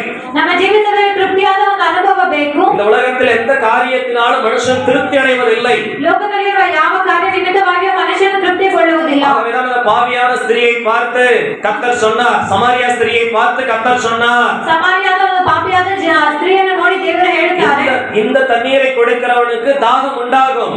ಈ ನೀರನ್ನು ಕುಡಿಯುವವನಿಗೆ ದಾಹ ಉಂಟಾಗುತ್ತದೆ. நான் கொடுக்கும் தண்ணீரை கொடுக்கிறவனுக்கு ஒரு காலம் தாகம் உண்டாகாது. ನಾನು ಕೊಡುವ ನೀರನ್ನು ಕುಡಿಯುವವನಿಗೆ ಒಂದು ದಿನವೂ ದಾಹವಾಗುವುದಿಲ್ಲ. அந்த ஜீவ தண்ணீரை பருகுவதற்காகத்தான் ಆ ಜೀವ ನೀರನ್ನು ಕೊಡುವುದಕ್ಕಾಗಿಯೇ இன்றைக்கு இயேசு உங்களை அழைக்கின்றார். ಇಂದು ಯೇಸು ನಿಮ್ಮನ್ನು ಕರೆಯುತ್ತಾರೆ. கைகளை உயர்த்தி ஆண்டவரை மகிமைப்படுத்துவோம். அல்லேலூயா. ஜீவ தண்ணீரை பருகுவதற்காக. ಜೀವ ಜಲವನ್ನು ಹೊಂದಿಕೊಳ್ಳುವುದಕ್ಕಾಗಿ. அதென்ன ஜீவ தண்ணீர்? ಜೀವ ಜಲ அது பரிசுத்தாவின் அபிஷேகம். ಅದು ಪರಿಶುದ್ಧಾತ್ಮನ ಅಭಿಷೇಕ. யோவான் 7 அதிகாரம் 37 வசனத்தை வாசிப்போம். ಯೋಹಾನ 7:37 ವಚನ. பண்டிகையின் கடைசி நாளாகிய பிரதான நாளிலே இயேசுவென்று சத்தமிட்டு, ஒருவன் தாகமாயிருந்தால் என்னிடத்தில் வந்து பானம் பண்ண கடவன். ஆகவே ஒருவன் தாகமாய் இருந்தால் என்னிடத்தில் வந்து பானம் பண்ண கடவன் என்று இயேசு அழைக்கின்றார். ಯಾವನಿಗಾದರೂ ನೀರಡಿಕೆಯಾಗಿದ್ದರೆ ಅವನು ನನ್ನ ಬಳಿಗೆ ಬಂದು ಕುಡಿಯಲಿ ಎಂಬುದಾಗಿ ಯೇಸು ಹೇಳುತ್ತಿದ್ದಾರೆ. அன்புக்குரிய தேவ பிள்ளையே, உன்னுடைய தாகத்தை தீர்க்கிற ஜீவ தண்ணி பரிசுத்தாவின் அபிஷேகம். ನಿಮ್ಮ ದಾಹವನ್ನು ತೀರಿಸುವ ಜೀವ ಜಲ ಪರಿಶುದ್ಧಾತ್ಮನ ಅಭಿಷೇಕ. அதை உன் வாழ்க்கையை பெற்றுக்கொள்ளும் பொழுதுதான் ஒரு நிறைவான வாழ்வை அடைந்து கொள்ள முடியும். ಅದನ್ನು ನೀವು ಹೊಂದಿಕೊಳ್ಳುವಾಗಲೇ ಒಂದು ಸಂಪೂರ್ಣವಾದ ಜೀವಿತವನ್ನು ನೀವು ಮಾಡಬಹುದು. மற்ற எந்த காரியத்தினாலும் உன்னுடைய வாழ்க்கையில ஒரு நிறைவை அடைந்து கொள்ள முடியாது. ಬೇರೆ ಯಾವ ಕಾರ್ಯದಿಂದಲೂ ಒಂದು ಪರಿಪೂರ್ಣತೆ ನಿಮ್ಮ ಜೀವಿತದಲ್ಲಿ ಇರುವುದಿಲ್ಲ. இந்த பரிசுத்தாவின் அபிஷேகம் என்றால் என்ன? ಪರಿಶುದ್ಧಾತ್ಮನ ಅಭಿಷೇಕ ಎಂದರೆ ಏನು? பிதா, குமாரன், பரிசுத்தாவி என்று சொல்லக்கூடிய திருத்துவத்தில் மூன்றாவது நபர். ತಂದೆ, ಮಗ, ಪರಿಶುದ್ಧಾತ್ಮ ಎಂಬ ಮೂವರಲ್ಲಿ ಒಬ್ಬನಾಗಿದ್ದಾನೆ. அவர் பரலோக முத்திரை. ಆತನ ಪರಲೋಕದ ಮುದ್ರೆ ಆಗಿದ್ದಾನೆ. மீட்கப்படும் நாளுக்கென்று முத்திரையாய் கொடுக்கப்பட்டவர். ವಿಮೋಚನಾ ಕಾಲಕ್ಕಾಗಿ ಮುದ್ರೆಯಾಗಿ ಕೊಡಲ್ಪಟ್ಟವನು. பாவத்தை குறித்து, நீதியை குறித்து, நியாய தீர்ப்பை குறித்து கண்டித்து உணர்த்தக்கூடியவர். ಪಾಪದ ಕುರಿತು, ನೀತಿಯ ಕುರಿತು ಅದನ್ನು ಖಂಡಿಸಿ ಹೇಳುವವನಾಗಿದ್ದಾನೆ. வருகைக்காக நம்மை ஆயத்தமாக்கக்கூடியவர். ಬರಣಕ್ಕಾಗಿ ನಮ್ಮನ್ನು ಸಿದ್ಧಪಡಿಸುವವನಾಗಿದ್ದಾನೆ. அவர் நம்முடைய உள்ளத்திலே வரும் பொழுது ಆತನು ನಮ್ಮ ಹೃದಯದಲ್ಲಿ ಬರುವಾಗ நம்முடைய வாழ்வு பரிசுத்தமாகும், ನಮ್ಮ ಜೀವಿತ ಪರಿಶುದ್ಧವಾಗುತ್ತದೆ, வருகைக்கு ஆயத்தமாகும், ಬರೋಣಕ್ಕೆ ಸಿದ್ಧವಾಗುತ್ತದೆ. நம்முடைய குறைகளை அவர் உணர்த்துவார், ನಮ್ಮ ಕೊರತೆಗಳನ್ನು ಆತನು ನಮಗೆ ತಿಳಿಸುವನು, நாம் நடக்க வேண்டிய பாதை நமக்கு வழிகாட்டுவார். ನಮ್ಮ ನಡೆಯಬೇಕಾದ ದಾರಿಯನ್ನು ತೋರಿಸುವನು. ஆகவே இந்த பரிசுத்தாவின் அபிஷேகம் இருந்தால்தான் பரலோக ராஜ்யத்துக்குள் நாம் பிரவேசிக்க முடியும். ಈ ಪರಿಶುದ್ಧ ಆತ್ಮ ಇದ್ದವರೆ ನಾವು ಪರಲೋಕ ರಾಜ್ಯವನ್ನು ಪ್ರವೇಶಿಸುತ್ತೇವೆ. அதைத்தான் நிக்கோதேமு என்கிற மனுஷனிடத்தில் இயேசு சொல்லுகிறார், ಅದನ್ನೇ ಒಬ್ಬ ಮನುಷ್ಯನ ಹತ್ರ ದೇವರು ಹೇಳುತ್ತಾರೆ, ஒருவன் ஜலத்தினாலும் ஆவியினாலும் பிறவாவிட்டால் தேவனுடைய ராஜ்யத்தில் பிரவேசிக்க மாட்டான் என்று. ಒಬ್ಬನ ಆತ್ಮದಿಂದಲೂ ಜಲದಿಂದಲೂ ಹುಟ್ಟದೇ ಇದ್ದರೆ ಪರಲೋಕ ರಾಜ್ಯವನ್ನು ನೋಡುವುದಿಲ್ಲ ಎಂಬುದಾಗಿ. ஜலத்தினால் பிறப்பதென்றால் ಜಲದಿಂದ ಹುಟ್ಟುವುದು ಎಂದರೆ பிதா குமாரன் பரிசுத்த ஆவி நாமத்தினால் ஜலத்தில் மூழ்கி ஞானஸ்தானம் எடுப்பது. ತಂದೆ ಮಗ ಪರಿಶುದ್ಧ ಆತ್ಮನಿಂದ ದೀಕ್ಷಾಸ್ಥಾನ ಪಡೆದುಕೊಳ್ಳುವುದು.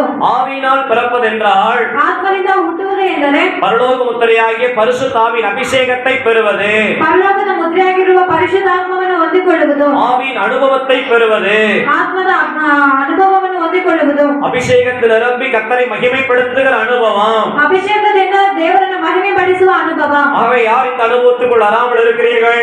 ಯಾರು ಈ ಅನುಭವದಲ್ಲಿ ಇಲ್ಲದೆ ಇದ್ದೀರಾ? இன்றைக்கு கர்த்தரிடத்தில் உங்களை ஒப்புக்கொடுங்கள். ಇವತ್ತು ದೇವರಲ್ಲಿ ನಿಮ್ಮನ್ನು ಒಪ್ಪಿಸಿಕೊಡಿರಿ. இந்த கூட்டம் முடிவிலேயே தேவன் உங்களை அபிஷேகம் பண்ண வல்லவர். ಈ ಕೂಟ ಮುಗಿಯುವುದರೊಳಗೆ ದೇವರು ನಿಮ್ಮನ್ನು ಅಭಿಷೇಕಿಸುವುದಕ್ಕೆ ಶಕ್ತನು. அந்த நம்முடைய வாழ்வை திருப்தியாக்குகிற ஜீவ தண்ணீராகிய பரிசுத்த ஆவியை பெறுவதற்கு ನಮ್ಮ ಜೀವಿತವನ್ನು ತೃಪ್ತಿಪಡಿಸುವ ಪರಿಶುದ್ಧಾತ್ಮವನ್ನು ಹೊಂದಿಕೊಳ್ಳುವುದಕ್ಕೆ நாம் செய்ய வேண்டியது என்ன? ನಾವು ಮಾಡಬೇಕಾಗಿರುವುದು ಏನು? நம்முடைய வாழ்வை அவருக்கு ஒப்பு கொடுக்க வேண்டும். ನಮ್ಮ ಜೀವಿತವನ್ನು ಆತನಿಗೆ ಒಪ್ಪಿಸಿಕೊಡಬೇಕು. அவர் பரிசுத்த ஆவி என்கிறபடியினாலே ಆತನ ಪರಿಶುದ್ಧ ಆತ್ಮ ಎಂಬುದಾಗಿ ಇರುವುದರಿಂದ நம்முடைய பாத்திரத்தை சுத்தம் பண்ண வேண்டும். ನಮ್ಮ ಪಾತ್ರೆಯನ್ನು ಶುದ್ಧಪಡಿಸಬೇಕು. அதற்காகத்தான் இந்த கன்வென்ஷனை கர்த்தர் உங்களுக்கு தந்திருக்கிறார். ಅದಕ್ಕಾಗಿ ಈ ಕನ್ವೆನ್ಷನ್ ಅನ್ನು ನಿಮಗೆ ಕೊಟ್ಟಿದ್ದಾರೆ. இந்த கன்வென்ஷன் நாட்கள் உங்களுக்கு ஒரு சுத்திகரிப்பு நாட்களாய் மாறட்டும். ಈ ಕನ್ವೆನ್ಷನ್ ದಿನಗಳು ನಿಮಗೆ ಒಂದು ಶುದ್ಧೀಕರಣ ದಿನವಾಗಿರಲಿ. ஆண்டவர் உங்கள் குறைகளை உணர்த்தும் பொழுது குறைகளை அறிக்கையிட்டு உங்கள் பாத்திரமாய் உங்களுடைய வாழ்க்கையை சுத்தம் பண்ணிக் கொள்ளுங்கள். ನಿಮ್ಮ ಕೊರತೆಗಳನ್ನು ದೇವರ ಹೇಳುವಾಗ ನಿಮ್ಮ ಪಾತ್ರೆಯನ್ನು ಶುದ್ಧೀಕರಿಸಿಕೊಳ್ಳಿರಿ. ஆகவே நம்முடைய பாத்திரத்தை சுத்தம் பண்ணிக் கொண்டு ನಮ್ಮ ಪಾತ್ರೆಯನ್ನು ಶುದ್ಧೀಕರಿಸಿ கர்த்தாவே என்னை நிரப்பும் என்று நாம் கேட்கும் பொழுது ಕರ್ತನೇ ನನ್ನನ್ನು ತುಂಬಿಸಿ ಎಂಬುದಾಗಿ ನಾವು ಕೇಳುವಾಗ அவர் நம்மை நிரப்ப வல்லவராய் இருக்கிறார். ಆತನು ನಮ್ಮನ್ನು ತುಂಬಿಸುವುದಕ್ಕೆ ಶಕ್ತನಾಗಿದ್ದಾನೆ. இது போன்ற ஆராதனையில் அவர் நம்மை நிரப்புவார். ಈ ರೀತಿಯಾದ ಆರಾಧನೆಯಲ್ಲಿ ಆತನು ನಮ್ಮನ್ನು ತುಂಬಿಸುವನು. ஞாயிற்றுக்கிழமை ஆராதனை மூலம் நம்மை நிரப்புவார். ಭಾನುವಾರದ ಆರಾಧನೆಯಿಂದ ಆತನು ನಮ್ಮನ್ನು ತುಂಬಿಸುವನು. அல்லது நாம் தனிப்பட்டு செபித்துக் கொண்டிருக்கும் வாஞ்சையோடு செபித்துக் கொண்டிருக்கும் பொழுதே அவர் நம்மை நிரப்ப வல்லவராய் இருக்கிறார். ಆತನು ನಮ್ಮನ್ನು ಸಪರೇಟ್ ಆಗಿ ಪ್ರಾರ್ಥಿಸುವಾಗಲೂ ಆತನು ನಮ್ಮನ್ನು ಅಭಿಷೇಕಿಸುವನು. தாகமுள்ளவர்கள் மேல் தண்ணீரையும் ದಾಹವುಳ್ಳವನಿಗೆ ನೀರನ್ನು வறண்ட நிலத்தின் மேல் ஆறுகளை ஊற்றுகிற தேவன். ಆತನು ಒಣಗಿರುವ ಭೂಮಿಯಲ್ಲಿ ನೀರಿನ ಬುಗ್ಗೆಗಳನ್ನು ಕೊಡುವ ಆತನು. ஆகவே அபிஷேகம் இல்லாதிருக்கிற அன்பு தேவ பிள்ளைகளே இந்த அபிஷேகத்தை பெற்றுக் கொள்ளுங்கள். ಆದ್ದರಿಂದ ಅಭಿಷೇಕವಿಲ್ಲದೆ ಇರುವವರು ಈ ಅಭಿಷೇಕವನ್ನು ಹೊಂದಿಕೊಳ್ಳಿರಿ. ஜீவ தண்ணீராகிய பரிசுத்த ஆவியின் அபிஷேகம் உங்களுக்குள் வரும் பொழுது ಜೀವಜಲವಾಗಿರುವ ಪರಿಶುದ್ಧಾತ್ಮ ನಿಮಗೆ ಬರುವಾಗ உங்களுடைய ஆத்ம தாகம் தீர்க்கப்படும். ನಿಮ್ಮ ಆತ್ಮದ ದಾಹ ತೃಪ್ತಿಯಾಗುತ್ತದೆ. ஒரு நிறைவான வாழ்வு உங்களுக்கு உண்டாகும். ಒಂದು ಪೂರ್ತಿಯಾದ ಜೀವಿತ ನಿಮಗೆ ಉಂಟಾಗುತ್ತದೆ. அதைத்தான் ஆண்டவர் சொல்லுகிறார், ஓ தாகமாய் இருக்கிறவர்களே நண்டைக்கு வாருங்கள் என்று. ದಾಹವಾಗಿರುವವರೇ ನನ್ನ ಬಳಿಗೆ ಬನ್ನಿರಿ ಎಂಬುದಾಗಿ ಹೇಳುತ್ತಿದ್ದಾರೆ. அவன் இயேசுவிடத்தில் வரும் பொழுது இரண்டாவது ஜீவ தண்ணீர் கிடைக்கிறது. ಯೇಸುವಿನ ಬಳಿಗೆ ಬರುವಾಗ ಜೀವಜಲವು ಸಿಕ್ಕುತ್ತದೆ. ஜீவ தண்ணீரின் மூலமாய் நம்முடைய வாழ்வு திருப்தியாக்கப்படுகிறது. ಜೀವಜಲದ ಮುಖಾಂತರ ನಮ್ಮ ಜೀವನವು ತೃಪ್ತಿಯಾಗುತ್ತದೆ. அதை நாம் பருகுவதற்காகத்தான் ಅದನ್ನು ನಾವು ಹೊಂದಿಕೊಳ್ಳುವುದಕ್ಕಾಗಿಯೇ இயேசு நம்மை அழைக்கின்றார். ಯೇಸು ನಮ್ಮನ್ನು ಕರೆಯುತ್ತಾರೆ. கைகளை உயர்த்தி ஆண்டவரை மகிமைப்படுத்தும். அல்லேலூயா. கர்த்தருக்கு ஸ்தோத்திரம். ಕರ್ತನಿಗೆ ಸ್ತೋತ್ರ. மூன்றாவதாக நாம் கவனிப்போம். ಮೂರನೆಯದಾಗಿ ನಾವು ಗಮನಿಸೋಣ. ஏசாயா தீர்க்கதரிசனம் 55ஆம் அதிகாரம் அதனுடைய 3ஆம் வசனத்திலே படிக்கின்றோம். ಯೆಶಾಯ 55 3ನೇ ವಚನದಲ್ಲಿ ನಾವು ನೋಡುತ್ತೇವೆ. ஒருவர் வாசித்து உதவுங்கள். உங்கள் செவியை சாய்த்து என்னிடத்தில் வாருங்கள், கேளுங்கள், அப்பொழுது உங்கள் ஆத்துமா பிழைக்கும்.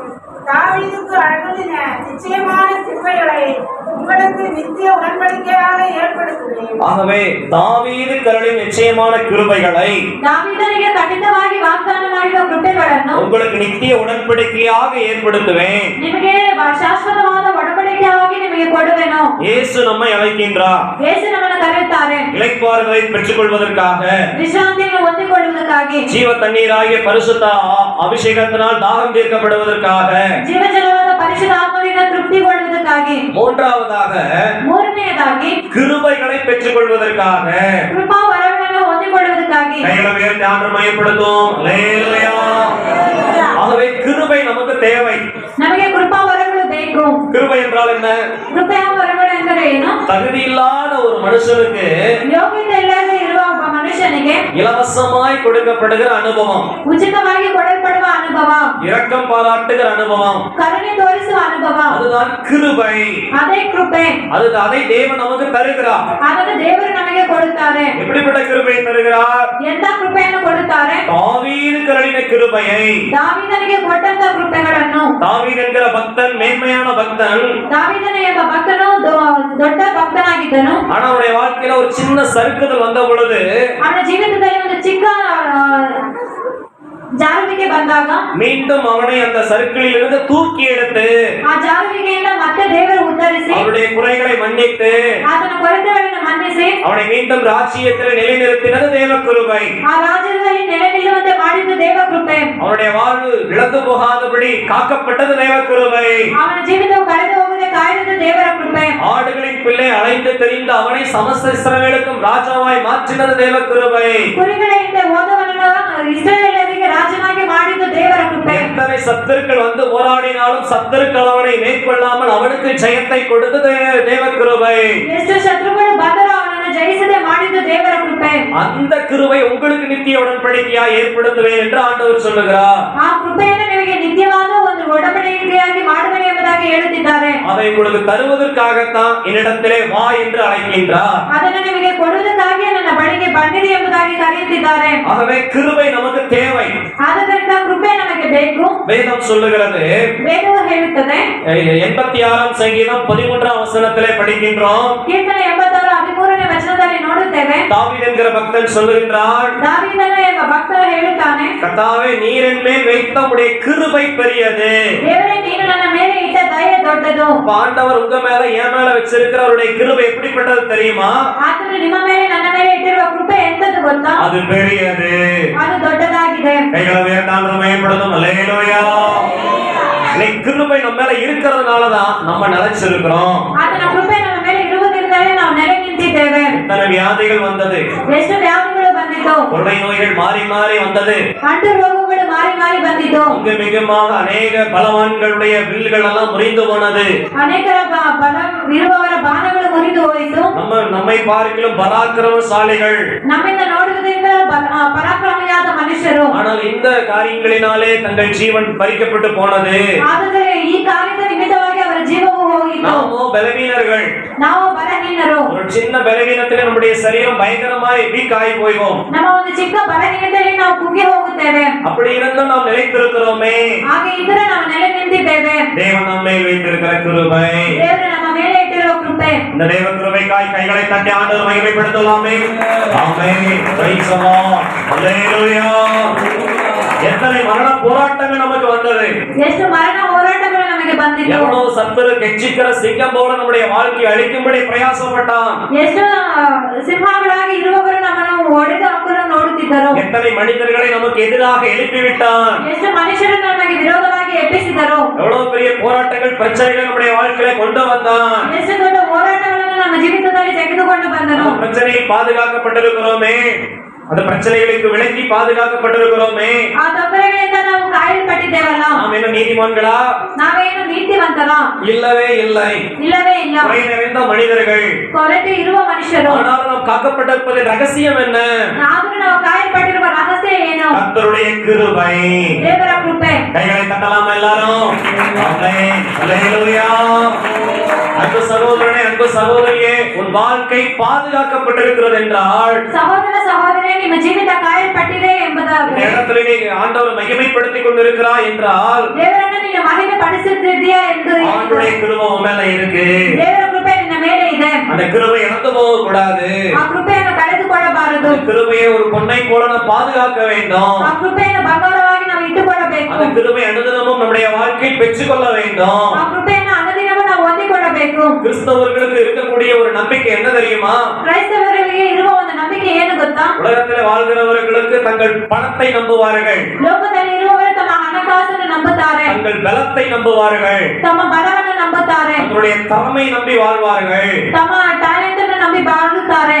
தங்களுடைய சூழ்நிலைகளை நம்பி வாழ்வார்கள். ತಮ್ಮ ಪರಿಸ್ಥಿತಿಗಳನ್ನು ನೋಡಿ ನಂಬುತ್ತಾರೆ. தங்களுக்கு அன்பான மனிதர்களை நம்பி வாழ்வார்கள். ತಮ್ಮ ಪ್ರೀತಿಯಾಗಿರುವ ಮನುಷ್ಯರನ್ನು ನೋಡಿ ಬಾಳುತ್ತಾರೆ. ஆனா நமக்கு அந்த எந்த ஒரு நம்பிக்கையுமே இல்ல. ಆದರೆ ನಮಗೆ ಯಾವ ನಂಬಿಕೆಯೂ ಇಲ್ಲ. கர்த்தருக்கு சகாயம் செய்கிறவர், ಯೆಹೋವನು ನನಗೆ ಸಹಾಯ ಮಾಡುವಾತನು. தேவனுடைய கிருபை என் மேல் இருக்கிறது. ದೇವರ ಕೃಪೆ ನನ್ನ ಮೇಲೆ ಇದೆ. தேவன் என்னை வெட்கப்படுத்த மாட்டார். ದೇವರು ನನ್ನನ್ನು ನಾಚಿಕೆ ಪಡಿಸುವುದಿಲ್ಲ. அதுதான் நம்முடைய நம்பிக்கை. ಅದೇ ನಮ್ಮ ನಂಬಿಕೆ. கைகளை தட்டி ஆண்டவரை மகிமைப்படுத்தலாம் எல்லாரும். ஆமென். Praise the Lord. ஹalleluya. ஆகவே கிருபை இழந்து போக கூடாது. ಆದ್ದರಿಂದ ಕೃಪೆಯನ್ನು ಕಳೆದುಕೊಳ್ಳಬಾರದು. புலம்பலின் புத்தகம் 3ஆம் அதிகாரம் 22ஆம் வசனம் சொல்லுகிறது, ಪ್ರಲಾಪಗಳು 3:22ನೇ ವಚನದಲ್ಲಿ ಹೇಳಲ್ಪಟ್ಟಿದೆ, நாம் நிர்மூலமாகாமல் இருப்பது கர்த்தருடைய கிருபையே என்று. ನಾವು ನಾಶವಾಗದೆ ಇರುವುದು ದೇವರ ಕೃಪೆ ಎಂದು.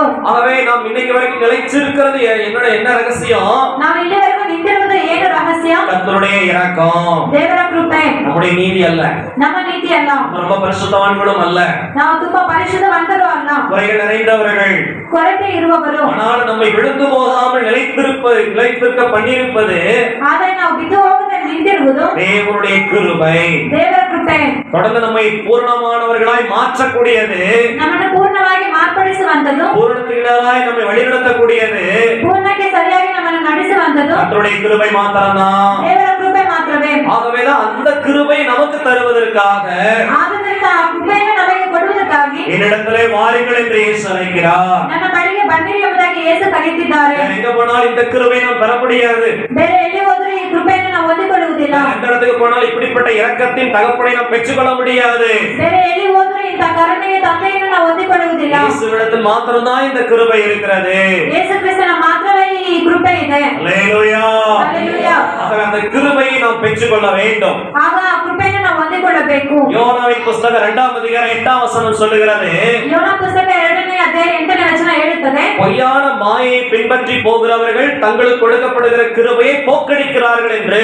ಸುಳ್ಳಾದ ಮಾಯೆಯನ್ನು ಹಿಂಬಾಲಿಸುವವರು ತಮಗೆ ಕೊಟ್ಟ ಕೃಪೆಯನ್ನು ಕಳೆದುಕೊಳ್ಳುವರು ಎಂಬುದಾಗಿ. ஆகவே பொய்யான மாயை பின்பற்றக்கூடாது. ಸುಳ್ಳಾದ ಮಾಯೆಯನ್ನು ನಾವು ನಂಬಿ ಹೋಗಬಾರದು. உண்மைக்கு புறம்பாய் சொல்லப்படுகிற கட்டுக்கதைகளுக்கு நம்முடைய செவியை சாய்த்து போக கூடாது. ಕಾಲ್ಪನಿಕ ಕಥೆಗಳನ್ನು ನಂಬಬಾರದು. யாரோ ஒருத்தர் சொன்னாங்க அப்படின்னு சொல்லி டக்குனு அப்படியே நம்பி விடக் கூடாது. ಯಾರಾದ್ರೂ ಏನಾದ್ರೂ ಹೇಳಿದ್ರೆ ಅದನ್ನ ಹಾಗೆ ನಂಬಬಾರದು. இன்னைக்கு தேவ பிள்ளைகளுக்குள்ள இந்த ஒரு தன்மை காணப்பட்டு கொண்டிருக்கிறது.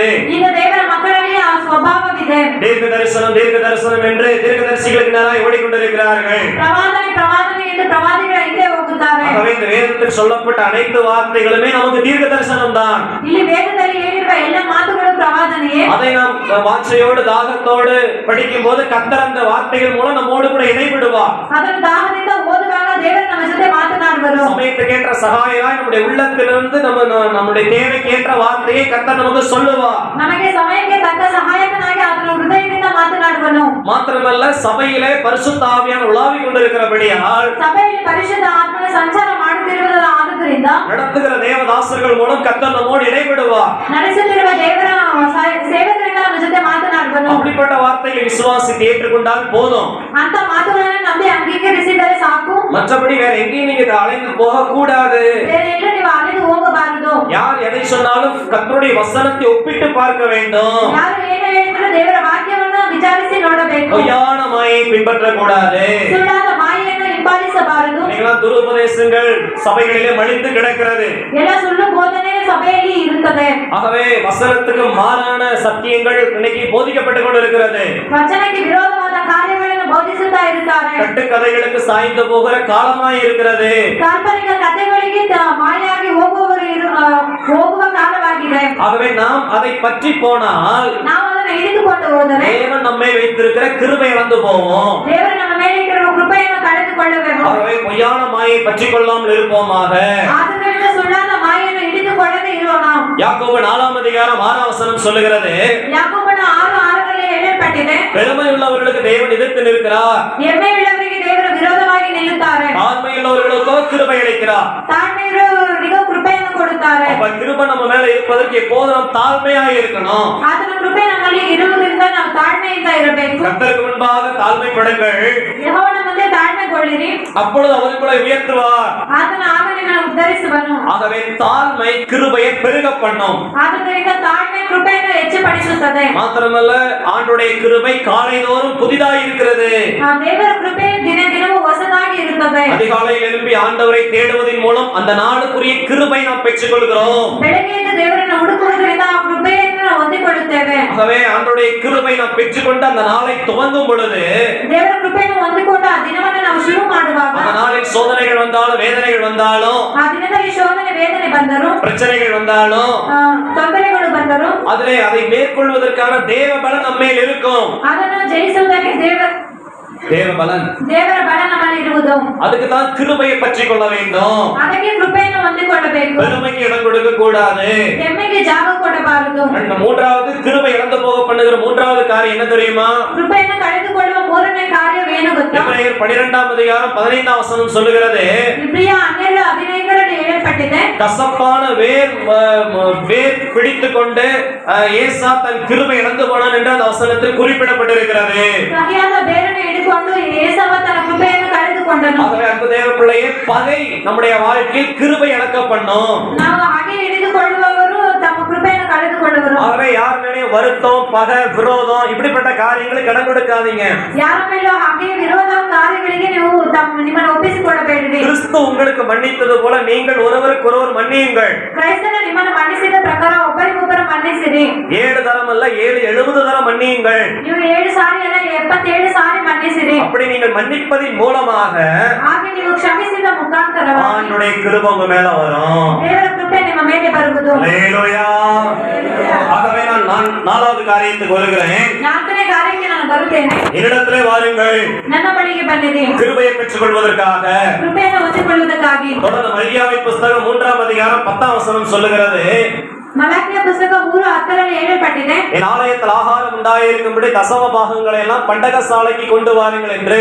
ನನ್ನ ಆಲಯಕ್ಕೆ ಕಾಣಿಕೆಗಳನ್ನು ಕೊಂಡು ಬನ್ನಿರಿ ಎಂಬುದಾಗಿ. அப்பொழுது வானத்தின் பலகணிகளை திறந்து ಆಗ ಆಕಾಶದ ದ್ವಾರಗಳನ್ನು ತೆರೆದು இடங்கொள்ளாமல் போகும் மட்டும் உங்கள் மேல் ஆசீர்வாதத்தை வர்ஷிக்க பண்ணுவேன். ಕಣಜಗಳು ತುಂಬುವಷ್ಟು ನಿಮ್ಮಲ್ಲಿ ಆಶೀರ್ವಾದವನ್ನು ಕೊಡುವೆನು. என்னிடத்திலே வாருங்கள், ನನ್ನ ಬಳಿಗೆ ಬನ್ನಿರಿ, ஆசீர்வாதத்தை சுதந்தரித்துக் கொள்வதற்காக. ಆಶೀರ್ವಾದವನ್ನು ಸ್ವತಂತ್ರಿಸಿಕೊಳ್ಳುವುದಕ್ಕೆ. 4வது ஆசீர்வாதத்தை நம்முடைய வாழ்க்கையில் கொடுப்பதற்காகத்தான் 4ನೇದಕ್ಕಾಗಿ ನಮ್ಮ ಆಶೀರ್ವಾದವನ್ನು ಕೊಡುವುದಕ್ಕಾಗಿಯೇ இயேசு நம்மை அழைக்கின்றார். ಯೇಸು ನಮ್ಮನ್ನು ಕರೆಯುತ್ತಾರೆ. கைகளை உயர்த்தி ஆண்டவரை மகிமைப்படுத்தும்.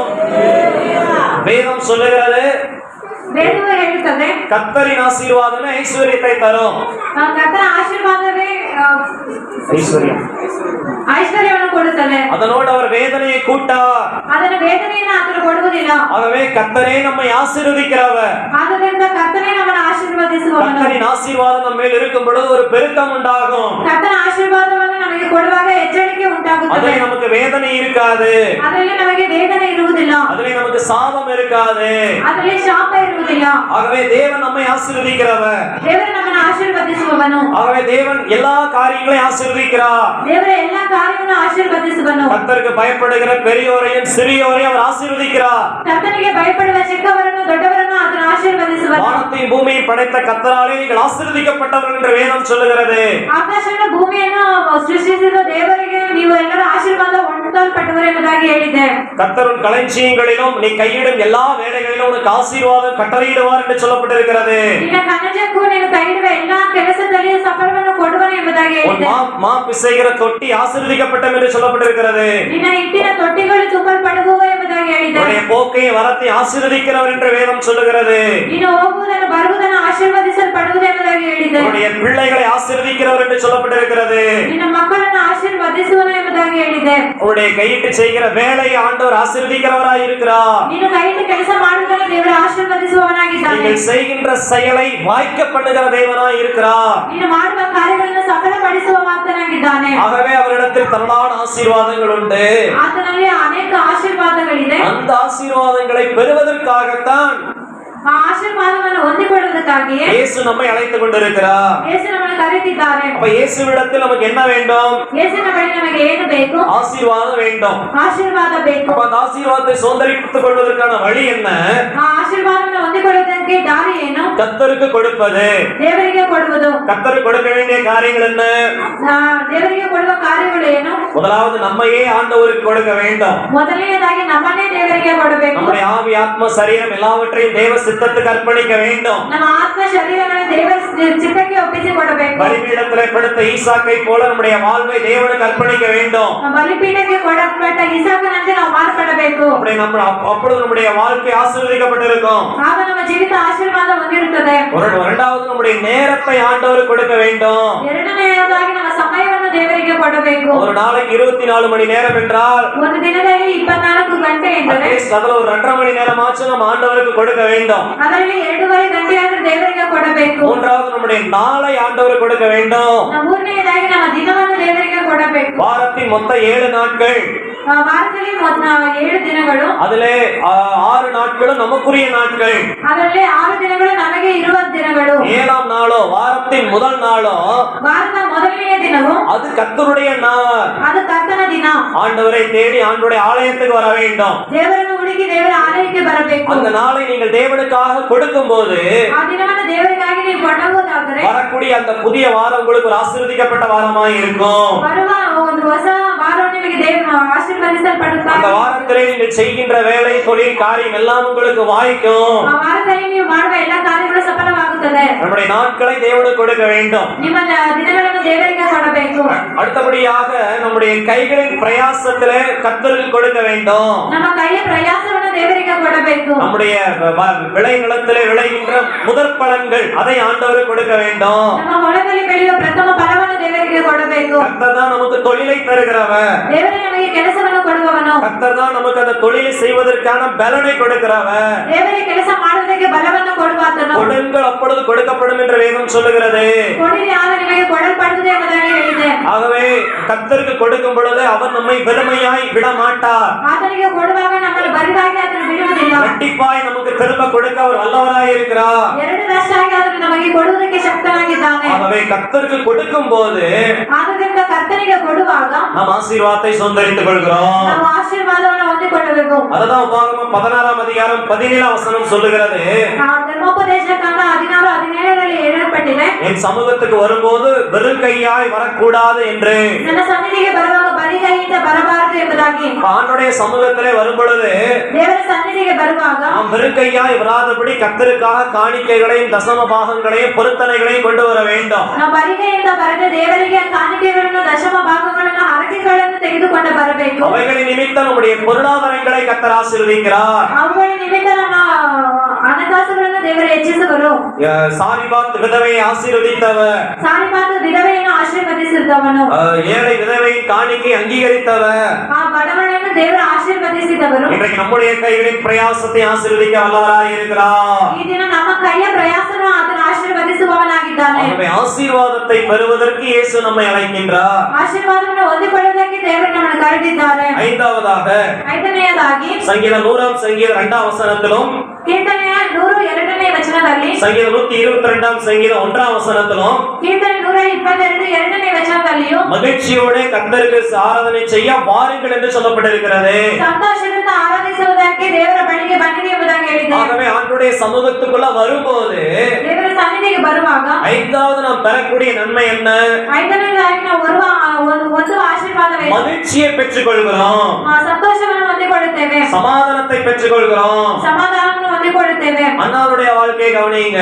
ಅಣ್ಣನ ಜೀವಿತವನ್ನು ನೋಡಿರಿ. அவர் கர்த்தருடைய ஆலயத்துக்கு போவதற்கு முன்னே ಅವಳ ಕರ್ತನ ಆಲಯಕ್ಕೆ ಹೋಗುವುದಕ್ಕೆ ಮುಂಚೆ துக்கம் நிறைந்தவளாய் காணப்படுகிறார். ದುಃಖ ಭರಿತಳಾಗಿದ್ದಳು. வேதனை நிறைந்தவளாய் காணப்படுகிறார். ವೇದನೆಯಿಂದ ತುಂಬಿದವಳಾಗಿದ್ದಳು. ஆனால் கர்த்தருடைய ஆலயத்துக்கு போன பின்போ ಆದರೆ ಕರ್ತನ ಆಲಯಕ್ಕೆ ಹೋದ ಮೇಲೆ ஆண்டவருடைய ஆலயத்துல தன் இருதயத்தின் குமரல்களை கர்த்தருக்கு தெரியப்படுத்தின பின்போ ತನ್ನ ಸನ್ನಿಧಿಯಲ್ಲಿ ತನ್ನ ಹೃದಯವನ್ನು ತಿಳಿಯಪಡಿಸಿದ ಮೇಲೆ அவருடைய முகம் துக்கமுகமாய் இருக்கவில்லை. ಅವಳ ಮುಖವು ದುಃಖ ಭರಿತವಾಗಿರಲಿಲ್ಲ. அதைத்தான் ஏசாயா 56 7வது வசனம் சொல்லுகிறது.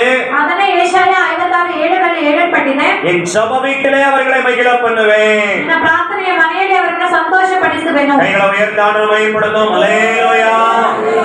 அன்புக்குரிய தேவ பிள்ளைகளே, ಪ್ರಿಯರಾದ ದೇವರ ಮಕ್ಕಳೇ, உங்களை மகிழ்ச்சியாக்குகிற ஒரே ஒரு இடம் ನಿಮ್ಮ ಸಂತೋಷಪಡಿಸುವ ಒಂದೇ ಒಂದು ಸ್ಥಳ நீங்க வந்திருக்கிற இந்த தேவாலயம். ನೀವು ಬಂದಿರುವ ಈ ದೇವರ ಸನ್ನಿಧಿ. எனவே இந்த ஆலயத்துக்கு நீங்கள் வருவதினாலே ಈ ಆಲಯಕ್ಕೆ ನೀವು ಬರುವುದರಿಂದ உங்க வாழ்க்கை சந்தோஷம் உள்ளதாய் மாறும். ನಿಮ್ಮ ಜೀವಿತ ಸಂತೋಷವುಳ್ಳದಾಗಿ ಮಾರ್ಪಡುವುದು. உங்க துக்க நாட்களுக்கு முடிவுண்டாகும். ನಿಮ್ಮ ದುಃಖ ದಿನಗಳಿಗೆ ಕೊನೆಯಾಗುತ್ತದೆ. ಹೋಗುತ್ತದೆ. கண்ணீரோடு வருகிறவர்கள் திரும்ப கண்ணீரோடு கூட நீங்கள் போக மாட்டீர்கள். ನೀವು ಕಣ್ಣೀರಿನಿಂದ ಬಂದರೆ ಕಣ್ಣೀರಿನಿಂದ ಹೋಗುವುದಿಲ್ಲ. துக்கத்தோடு வருகிற நீங்கள் திரும்ப துக்கத்தோடே போக மாட்டீர்கள். ದುಃಖದಿಂದ ಬಂದರೆ ದುಃಖದೊಂದಿಗೆ ನೀವು ಹೋಗುವುದಿಲ್ಲ. ஆண்டவர் தம்முடைய வார்த்தையினாலும் வல்லமையினாலும் உங்களை பலப்படுத்தி உங்களோடு கூட இடைப்பட்டு உங்களை ஆசீர்வதித்து அனுப்புவார். ದೇವರು ನಿಮ್ಮ ಬಲದಿಂದ ಅದನ್ನು ತುಂಬಿಸಿ ನಿಮ್ಮನ್ನು ಕಳುಹಿಸುವನು. ஆகவே அந்த மகிழ்ச்சியை பெறுவதற்காகத்தான் இயேசு நம்மை அழைக்கின்றார். ಸಂತೋಷವನ್ನು ಹೊಂದಿಕೊಳ್ಳುವುದಕ್ಕಾಗಿ ದೇವರು ನಮ್ಮನ್ನು ಕರೆದಿದ್ದಾರೆ. அல்லேலூயா. ಹಲ್ಲೆಲೂಯಾ. ஆகவே ஆலய ஆராதனைகள் எக்காரணத்தை கொண்டு நாம் தடை பண்ணக்கூடாது. ಆದ್ದರಿಂದ ಆರಾಧನೆಯನ್ನು ನಾವು ಯಾವುದೇ ಕಾರಣಕ್ಕಾಗಿ ತಡೆ ಮಾಡಬಾರದು. வேலைகள் 1000 இருக்கட்டும், ಕೆಲಸಗಳು 1000 ಇದ್ದರೂ தேவனுடைய சமூகம் தான் முக்கியம். ದೇವರ ಸನ್ನಿಧಿಯೇ ಮುಖ್ಯ. அவர் சந்ததிக்கு நாம் வரும்போது ಆತನ ಸನ್ನಿಧಿಗೆ ಬರುವಾಗ நம்முடைய கவலைகள் மாற்றப்பட்டு கண்ணீர் மாற்றப்பட்டு நிம்மதியை பெறுகிறோம். ನಮ್ಮ ಕಣ್ಣೀರು ಕರಗಳನ್ನು ಮಾರ್ಪಡಿಸಿ ನೆಮ್ಮದಿಯನ್ನು ಹೊಂದಿಕೊಳ್ಳುತ್ತೇವೆ. அடுத்து நாம் செய்ய வேண்டிய காரியங்களுக்கான ஒரு வழிநடத்துதலை பெறுகின்றோம். ನಾವು ಮುಂದೆ ಮಾಡಬೇಕಾಗಿರುವ ಕಾರ್ಯಗಳಿಗೆ ದಾರಿ ಸಿಕ್ಕುವುದು. அல்லேலூயா. ஆறாவதாக ಆರನೆಯದಾಗಿ மத்தேயு 4 அதிகாரம் 19 வசனம் சொல்லுகிறது, ಮತ್ತಾಯ 4:10 ಹೇಳಲ್ಪಟ್ಟಿದೆ, என் பின்னே வாருங்கள், ನನ್ನ ಹಿಂದೆ ಬನ್ನಿರಿ, உங்களை மனுஷரை பிரிக்கிறவர்களாக்குகிறேன் என்று இயேசு சொல்லுகிறார். ನಿಮ್ಮನ್ನು ಮನುಷ್ಯರನ್ನು ಹಿಡಿಯುವವರನ್ನಾಗಿ ಮಾರ್ಪಡಿಸುವೆನು. நீங்களை பிடித்துக் கொண்டிருந்த பிள்ளைகளை ಮೀನು ಹಿಡಿಯುತ್ತಿರುವವರನ್ನು அவர்களை என் பின்னே வாருங்கள் என்று இயேசு அழைத்தார். ನನ್ನ ಬಳಿಗೆ ಬನ್ನಿರಿ ಎಂಬುದಾಗಿ ಕರೆದರು. அவர்களை சீஷர்களாய் தேவன் மாற்றினார். ಅವರನ್ನು ಶಿಷ್ಯರಾಗಿ ದೇವರು ಮಾರ್ಪಡಿಸಿದರು. அவர்களை மனுஷர்களை பிடிக்கிறவர்களாய் மாற்றினார். ಅವರನ್ನು ಮನುಷ್ಯರನ್ನು ಹಿಡಿಯುವವರನ್ನಾಗಿ ಮಾರ್ಪಡಿಸಿದನು. என்னிடத்திலே வாருங்கள், ನನ್ನ ಬಳಿಗೆ ಬನ್ನಿರಿ, ஆசீர்வாதத்தை சுதந்தரித்துக் கொள்வதற்காக மாத்திரமல்ல, ಆಶೀರ್ವಾದವನ್ನು ಸ್ವತಂತ್ರಿಸಿಕೊಳ್ಳುವುದಕ್ಕೆ ಮಾತ್ರವಲ್ಲ, மகிழ்ச்சியை பெறுவதற்காக மாத்திரமல்ல, ಸಂತೋಷವನ್ನು ಹೊಂದಿಕೊಳ್ಳುವುದಕ್ಕೆ ಮಾತ್ರವಲ್ಲ, ஊழியத்தை நிறைவேற்றுவதற்காக என்னிடத்திலே வாருங்கள். ಸೇವೆಯನ್ನು ನೆರವೇರಿಸುವುದಕ್ಕಾಗಿ ನನ್ನ ಬಳಿಗೆ ಬನ್ನಿರಿ. அல்லேலூயா. கண்டிப்பாக இந்த வசனத்தை முன்னிட்டு உங்களுக்கு சொல்லுகின்றேன், ಈ ಮಾತನ್ನು ನಿಮಗೆ ಹೇಳುತ್ತಿದ್ದೇನೆ, ஆண்டவர் உங்கள் ஒவ்வொருவரையும் மனுஷரை பிடிக்கிறவர்களாக மாற்றப் போகிறார். ನಿಮ್ಮ ಒಬ್ಬೊಬ್ಬರನ್ನು ಮನುಷ್ಯರನ್ನು ಹಿಡಿಯುವವರನ್ನಾಗಿ நாம் ஒவ்வொருவருமே கர்த்தருக்கு ஊழியம் செய்கிறவர்களாய் இருக்க வேண்டாம். ನಾವು ಒಬ್ಬೊಬ್ಬರು ದೇವರ ಸೇವೆ ಮಾಡುವವರಾಗಿ ಇರಬೇಕು. ஊழியம் என்றால் என்ன? ಸೇವೆ ಎಂದರೆ ಏನು? கர்த்தருக்கு பணிவிடை செய்வது. ದೇವರಿಗೆ ಸೇವೆ ಮಾಡುವುದು. எங்களை போன்ற ஊழியர்கள் முழு நேரமாய் தேவ அழைப்பை பெற்று கர்த்தருக்கு ஊழியக்காரர்களாய் இருக்கிறோம். ನಮ್ಮಂತ ಸೇವಕರು ದೇವರ ಕರೆವಿಕೆಯನ್ನು ಹೊಂದಿಕೊಂಡು ಸೇವಕರಾಗಿದ್ದೇವೆ. ஆனால் நீங்கள் விசுவாசிகள் என்கிற நிலையில் ஆண்டவருடைய பிள்ளைகளாய் இருக்கிறீர்கள். ಈ ವಿಶ್ವಾಸಿ ಎಂಬ ನೆಲೆಯಿಂದ ನೀವು ದೇವರ ಮಕ್ಕಳಾಗಿದ್ದೀರಾ. ஆகவே நீங்களும் கர்த்தருக்கு ஊழியம் செய்ய வேண்டும். ನೀವು ಕೂಡ ದೇವರಿಗೆ ಸೇವೆ ಮಾಡಬೇಕು. உங்களுடைய நண்பர்களுக்கு இயேசுவை குறித்து சொல்ல வேண்டும். ನಿಮ್ಮ ಸ್ನೇಹಿತರಿಗೆ ದೇವರನ್ನು ಕುರಿತು ಹೇಳಬೇಕು. கிறிஸ்துமஸ் புத்தாண்டு ஆகிய நற்காரியங்கள் வரும் பொழுது ஸ்வீட் காரியங்கள் கொடுத்து அதன் மூலம் அவர்களை ஆண்டவருக்குள் கொண்டு வர வேண்டும். ಕ್ರಿಸ್ಮಸ್ ನ್ಯೂ ಇಯರ್ ಬಂದಾಗ ಅವರನ್ನು ದೇವರಿಗೆ ನೀವು ದೇವರ ಬಗ್ಗೆ ಹೇಳಬೇಕು. அழிந்து போகிற பொருட்களினாலே ஆத்துமாக்களை ஆதாயம் பண்ண வேண்டும். ಅಳಿದು ಹೋಗುವ ವಸ್ತುಗಳಿಂದ ಆತ್ಮಗಳನ್ನು ಆದಾಯ ಪಡಿಸಬೇಕು. ஒருவன் எனக்கு ஊழியம் செய்தால் ಒಬ್ಬನು ನನಗೆ ಸೇವೆ ಮಾಡಿದರೆ பிதா அவனை கனம் பண்ணுவார். ತಂದೆಯು ಅವನನ್ನು ಘನಪಡಿಸುವನು. ஊழியக்காரன் மாத்திரம் ஊழியம் செய்கிறதல்ல, ಸೇವಕರು ಮಾತ್ರ ಸೇವೆ ಮಾಡುವುದಲ್ಲ, நாம் எல்லாருமே கர்த்தருக்கு ஊழியம் செய்ய வேண்டும். ನಾವೆಲ್ಲರೂ ದೇವರಿಗೆ ಸೇವೆ ಮಾಡಬೇಕು. உடனே எல்லாருக்கும் ஒரு டவுட் வரும், ತಕ್ಷಣವೇ ಎಲ್ಲರಿಗೂ ಒಂದು ಸಂದೇಹ ಬರುತ್ತದೆ, நம்மளும் எல்லாம் ஜிப்பா போட்டுக்கலாமோ, ನಾವು ಕೂಡ ವೈಟ್ ಡ್ರೆಸ್ ಹಾಕಿಕೊಳ್ಳಬಹುದು, நம்மளும் மேடையில பிரசங்கம் பண்ணலாமோ, ನಾವು ಕೂಡ ಸ್ಟೇಜ್ ಅಲ್ಲಿ ನಿಂತು ಪ್ರಸಂಗ ಮಾಡಬಹುದಾ? நிறைய பேருக்கு அதுதான் ஊழியம்னா பிரசங்கம் பண்றது மேடையை கலக்குறதுன்னு தான் நினைக்கிறாங்க. ಇನ್ನು ಅನೇಕರು ಸ್ಟೇಜ್ ಅಲ್ಲಿ ನಿಂತುಕೊಂಡು ಮಾತನಾಡುವುದೇ ಸೇವೆ ಎಂದು ನೆನೆಸುತ್ತಾರೆ. அது ஊழியத்தின் ஒரு பகுதி. ಅದು ಸೇವೆಯ ಒಂದು ಭಾಗ. ஊழியம் என்றால் என்ன? ಸೇವೆ ಎಂದರೆ ಏನು? ஆண்டவருக்கு பணிவிடை செய்வது. ದೇವರಿಗೆ ಸೇವೆ ಮಾಡುವುದು. ஆலயத்திலே மார்த்தாள் மரியாளை போல வந்து ஆண்டவருக்கு பணிவிடைகள் செய்வது. ಆಲಯದಲ್ಲಿ ಮಾತಾಡು ಮರ್ಯಾದ ಆಗಿ ಬಂದು ಸೇವೆ ಮಾಡುವುದು. இந்த இடத்துல வந்து நீங்க ஒரு பாயம் அடிச்சு வைக்கிறீங்கன்னா அது நீங்க ஆண்டவருக்கு ஊழியம் செய்வதாகும். ಇಲ್ಲಿ ಬಂದು ಒಂದು ಚಾಪೆ ಮಡಿಸಿ ಇಟ್ಟರೆ ಅದು ಒಂದು ಸೇವೆಯಾಗಿರುತ್ತದೆ. ஒரு பாத்திரத்தை நீங்க விளக்கி வைக்கிறீங்கன்னா அது ஆண்டவருக்கு நீங்க ஊழியம் செய்வதாகும். ಪಾತ್ರೆಯನ್ನು ತೊಳೆದು ಇಡುವುದಾದರೆ ಅದು ಒಂದು ಸೇವೆಯಾಗಿರುತ್ತದೆ. வருகிற ஊழியர்களை உபசரிக்கிறீர்கள் என்றால் அது நீங்க தேவனுக்கு ஊழியம் செய்வதாகும். ಬರುವ ಸೇವಕರನ್ನು ಉಪಚರಿಸಿದರೆ ಅದು ಒಂದು ಸೇವೆಯಾಗಿರುತ್ತದೆ. ஏழைகளுக்கு நீங்கள் உதவி செய்கிறீர்கள் என்றால் அது ஆண்டவருக்கு நீங்கள் ஊழியம் செய்வதாகும். ಬಡವರಿಗೆ ಸಹಾಯ ಮಾಡಿದರೆ ಅದು ದೇವರಿಗೆ ಸೇವೆ ಮಾಡುವುದಾಗಿರುತ್ತದೆ. கர்த்தருடைய ஊழியர்கள் பலவீனப்பட்டு போகும் பொழுது அவர்களை நீங்கள் விசாரிக்கும் பொழுது அவர்களுக்கான சில காரியங்களை நீங்கள் செய்வது கர்த்தருக்கு செய்கிற ஊழியம். ಕರ್ತನ ಸೇವಕರಿಗೆ ಮಾಡುವ ಎಲ್ಲ ಕೆಲಸಗಳು ದೇವರಿಗೆ ಮಾಡುವ ಸೇವೆಯಾಗಿರುತ್ತದೆ. அதை நாம் செய்யும்படிதான் தேவன் நம்மை அழைக்கின்றார். ಅದನ್ನು ಮಾಡುವುದಕ್ಕೆ ದೇವರು ನಮ್ಮನ್ನು ಕರೆಯುತ್ತಾರೆ. அதை செய்வதன் மூலம் நமக்கு என்ன நன்மை உண்டாகும்? ಅದನ್ನು ಮಾಡುವುದರ ಮುಖಾಂತರ ನಮಗೆ ಏನು ಸಿಗುವುದು? நம்முடைய சந்ததியின் மேல் தேவ ஆசீர்வாதம் உண்டாகும். ನಮ್ಮ ಸಂತತಿಯ ಮೇಲೆ ದೇವರ ಆಶೀರ್ವಾದ ಉಂಟಾಗುತ್ತದೆ. இருக்கிறது. வார்த்தை விசுவாசிக்கிறவர்கள் கைகளை உயர்த்தி ஆண்டவரை மகிமைப்படுத்துங்கள். அல்லேலூயா. நீங்கள் கர்த்தரை கனம் பண்ணினால் ನೀವು ದೇವರನ್ನ ಘನಪಡಿಸಿದರೆ தேவன் உங்களை கனம் பண்ணுவார். ದೇವರು ನಿಮ್ಮನ್ನು ಘನಪಡಿಸುವನು. என்னை கனம் பண்ணுகிறவர் நானும் கனம் பண்ணுவேன் என்று இயேசு சொல்லுகிறார். ನನ್ನನ್ನು ಘನಪಡಿಸುವವನು ನಾನು ಘನಪಡಿಸುವೆನು ಎಂಬುದಾಗಿ ಯೇಸು ಕ್ರಿಸ್ತನು ಹೇಳಿದ್ದಾರೆ. ஆத்துமாக்களை ஆதாயம் செய்வது ஊழியம். ಆತ್ಮಗಳನ್ನು ಆದಾಯ ಪಡಿಸುವುದು ಸೇವೆ. சபையில் பணிவிடைகள் செய்வது ஊழியம். ಸಭೆಯಲ್ಲಿ ಕೆಲಸ ಮಾಡುವುದು ಸೇವೆ. ஆகவே பாஸ்டர் நமக்கு கொடுக்கப்பட்டிருக்கிற மேய்ப்பன் இருக்கிறார். ನಮಗೆ ಕೊಡಲ್ಪಟ್ಟ ಕುರುಬನು ಇದ್ದಾನೆ. அவரிடத்துல நாம் கேட்க வேண்டும். ಅವರ ಬಳಿ ನಾವು ಕೇಳಬೇಕು. ஐயா என்ன காரியங்கள் செய்ய வேண்டும்? ನಾವು ಏನು ಕಾರ್ಯಗಳನ್ನು ಮಾಡಬೇಕು? கன்வென்ஷன் நடந்து கொண்டிருக்கிறது. ಕನ್ವೆನ್ಷನ್ ನಡೆಯುತ್ತಾ என்ன ಇದೆಯಲ್ಲ? தேவை இருக்கிறது? என் பட்சத்தில் நான் என்ன செய்ய வேண்டும்? ಏನು ಬೇಕಾಗಿದೆ? ನನ್ನ ಪಕ್ಷದಿಂದ ಏನು ಮಾಡಬೇಕು? சாப்பாடு அரேஞ்ச் பண்ண வேண்டுமா? ಆಹಾರಕ್ಕೆ ಬೇಕಾಗಿರುವ ಕಾರ್ಯಗಳನ್ನು ಮಾಡಬೇಕು. காய்கறி வெட்ட வேண்டுமா? ಕಾಯಿಗಳನ್ನು ಕಟ್ ಮಾಡಬೇಕು. நான் வருகிறேன், என்னை கூப்பிடுங்க. ನಾನು ಬರುತ್ತೇನೆ, ನನ್ನನ್ನು ಕರೆಯಿರಿ. சபையில் எந்த வேலையா இருந்தாலும் என்ன கூப்பிடுங்க அப்படின்னு சொல்லி சொல்லணும். ಸಭೆಯಲ್ಲಿ ಏನು ಕಾರ್ಯವಾದರೂ ಕರೆಯಿರಿ, ನಾನು ಬರುತ್ತೇನೆ ಎಂದು ಹೇಳಬೇಕು. அன்புக்குரிய வாலிபர்கள் இருக்கிறீர்கள். ಯವನಸ್ಥರು ಇದ್ದೀರಾ? அன்புக்குரிய வாலிப பிள்ளைகள் இருக்கிறீர்கள். ನೀವು ಯವನಸ್ಥರು இந்த இளம் பிராயத்தில் நுகத்தை சுமப்பது உங்களுக்கு நல்லது. ಈ ಯವನ ಪ್ರಾಯದಲ್ಲಿ ಲಘುವನ್ನು ಹೊರುವುದು ನಿಮಗೆ ಒಳ್ಳೆಯದು. ஆகவே நீங்கள் உங்கள் வாழ்க்கை மேன்மை அடைவதற்கு, உங்கள் எதிர்காலம் ஆசீர்வாதமாய் இருப்பதற்கு கர்த்தருடைய ஆலயத்திலே சேவை செய்யுங்கள். ನಿಮ್ಮ ಭವಿಷ್ಯದ ಚೆನ್ನಾಗಿರುವುದಕ್ಕೆ ನೀವು ಕರ್ತನ ಸನ್ನಿಧಿಯಲ್ಲಿ ಸೇವೆ ಮಾಡಿರಿ. கர்த்தருடைய சந்நிதியில் நீங்கள் எதை செய்தாலும் அதற்கு கட்டாயம் தேவன் கடனாளியாய் இருக்க மாட்டார். ಆ ಕರ್ತನ ಸನ್ನಿಧಿಯಲ್ಲಿ ನೀವು ಏನು ಮಾಡಿದ್ರೂ ಅದಕ್ಕೆ ದೇವರು ಸಾಲಗಾರನಾಗಿ ಇರುವುದಿಲ್ಲ. அதற்குரிய அபூரணமான நன்மையை கட்டாயம் உங்கள் தலையின் மேல் தேவன் வைப்பார். ಅದಕ್ಕೆ ಬೇಕಾಗಿರುವ ಸಂಪೂರ್ಣವಾದ ಆಶೀರ್ವಾದವನ್ನು ದೇವರು ನಿಮಗೆ ಕೊಡುವರು. கன்னியாகுமரி மாவட்டத்தில் இருக்கிற விசுவாசிகளை கவனித்து பாருங்கள். ಕನ್ಯಾಕುಮಾರಿಯಲ್ಲಿ ಇರುವವರನ್ನು ನೀವು ನೋಡಿರಿ. அவருடைய சந்ததி இன்னைக்கு வரைக்கும் ஆசீர்வதிக்கப்பட்டிருக்கிறார்கள். அவருடைய ரகசியம் என்ன? ಅವರ ಸಂತತಿ ಇಲ್ಲಿವರೆಗೂ ಆಶೀರ್ವಾದ ಹೊಂದಿದೆ. ಅದರ ರಹಸ್ಯವೇ நான் சொன்ன இந்த காரியம்தான். ನಾನು ಹೇಳಿದ ಈ ಕಾರ್ಯವೇ கர்த்தருடைய ஊழியர்களை அன்பாய் ஏற்றுக்கொள்வது, ಅವರ ಕರ್ತನ ಸೇವಕರನ್ನು ಪ್ರೀತಿಯಾಗಿ ಅಂಗೀಕರಿಸುವುದು, கர்த்தருடைய ஆலயத்தின் காரியங்களை உற்சாகமாய் பணிவிடை செய்வது, ಕರ್ತನ ಕಾರ್ಯದಲ್ಲಿ ಅವರ ಪ್ರೀತಿಯಿಂದ ಮಾಡುವುದು, கர்த்தருக்காக தங்கள் பலனை கொடுத்து வேலை செய்வது, ಕರ್ತನಿಗಾಗಿ ತಮ್ಮ ಬಲವನ್ನು ಕೊಟ್ಟು ಕೆಲಸ ಮಾಡುವುದು. அதுதான் அவர்களை ஆண்டவர் இவ்வண்ணம் ஆசீர்வதித்து வைத்திருக்கிறார். ಆದ್ದರಿಂದ ಅವರು ಈ ರೀತಿಯಾಗಿ ದೇವರಿಂದ ಆಶೀರ್ವಾದ ಹೊಂದಿದ್ದಾರೆ. தேவனையும் தேவ ஊழியத்தையும் தேவ சபை அதிகமாய் நேசிக்கிறவர்கள், ದೇವರ ಸೇವೆಯನ್ನು ದೇವರ ಸೇವಕರನ್ನು ಅಧಿಕವಾಗಿ ಪ್ರೀತಿಸುವವರು. அதனால் அவருடைய தலைமுறை ஆசீர்வதிக்கப்பட்டிருக்கிறது. ಅದಕ್ಕಾಗಿ ಅವರ ಸಂತತಿ ಆಶೀರ್ವಾದ ಹೊಂದಿದೆ. அந்த ஆசீர்வாதத்தை இந்த இடத்துல வந்திருக்கிறவர்கள் ஒவ்வொருவர் மேலும் கர்த்தர் வைக்க வல்லவராய் இருக்கிறார். ಆ ಆಶೀರ್ವಾದವನ್ನು ಈ ಬಂದಿರುವ ಒಬ್ಬೊಬ್ಬರ ಮೇಲೆ ಇಡುವುದಕ್ಕೆ ದೇವರ ಶಕ್ತರು. ஆகவே கர்த்தருடைய ஊழியத்தை நிறைவேற்றுங்கள், தேவன் உங்களை ஆசீர்வதிப்பார். ಆದ್ದರಿಂದ ದೇವರ ಸೇವೆಯನ್ನು ನೆರವೇರಿಸಿದರೆ ಆತನು ನಿಮ್ಮನ್ನು ಆಶೀರ್ವದಿಸುವನು. கூட்டத்துக்கு வர முடியாதவங்க இருப்பாங்க. ಕೂಟಕ್ಕೆ ಬರದ ಇರುವವರು அவங்களை நம்ம கொண்டு வந்து ஆண்டுடைய வார்த்தை கேட்க வைப்பது ஊழியம். ಅವರನ್ನು ಕರೆದುಕೊಂಡು ಬಂದು ದೇವರ ಮಾತನ್ನು ಕೇಳಿಸುವುದು ದೇವರ ಸೇವೆ. இந்த மாதிரி ஆத்துமாக்களுக்கு நம்மளால் நலிந்து போன ஆட்கள் சபையில வருவார்கள். ಅಳಿದು ಹೋದ ಆತ್ಮಗಳು ಸಭೆಗೆ ಬರುತ್ತಾರೆ. நம்மளால் இயன்ற ஏதோ ஒரு உதவி செய்வது ஆண்டவருக்கு செய்கிற ஊழியம். ನಮ್ಮಿಂದ ಮಾಡುವ ಸಹಾಯ ಮಾಡುವುದೇ ದೇವರ ಸೇವೆ ಆಗಿದೆ. எனவே அதை செய்வதற்காகத்தான் ஆண்டவர் நம்மை அழைக்கின்றார். ಅದನ್ನು ಮಾಡುವುದಕ್ಕಾಗಿ ದೇವರು ನಮ್ಮನ್ನು ಕರೆದಿದ್ದಾರೆ. கடைசியா ஒரே ஒரு வார்த்தை. ಕಡೆಯದಾಗಿ ಒಂದೇ ಒಂದು ಮಾತು. மத்தேயு எழுதின சுவிசேஷம் ಮತ್ತಾಯ ಬರೆದ ಸುವಾರ್ತೆ 25ஆம் அதிகாரம் 34 வசனம். 25:34 ವಚನ. ஒரே ஒருவர் தயவாய் வாசித்து உதவுங்கள், நாம் ஜெபிப்போம். இயேசு அவனை நோக்கி, இந்த ராத்திரியிலே மத்தேயு 25:34. அப்பொழுது ராஜா தமது வலது பக்கத்தில் நிற்பவர்களை பார்த்து, வாருங்கள், என் பிதாவினால் ஆசீர்வதிக்கப்பட்டவர்களே, உலகம் உண்டானது முதல் உங்களுக்காக ஆயத்தம் பண்ணப்பட்டிருக்கிற ராஜ்யத்தை சுதந்தரித்துக் கொள்ளுங்கள். ஆமென். அல்லேலூயா. இயேசு நம்மை அழைக்கின்றார். ಯೇಸು ನಮ್ಮನ್ನು ಕರೆಯುತ್ತಾರೆ. எதற்காக? ಯಾವುದಕ್ಕಾಗಿ?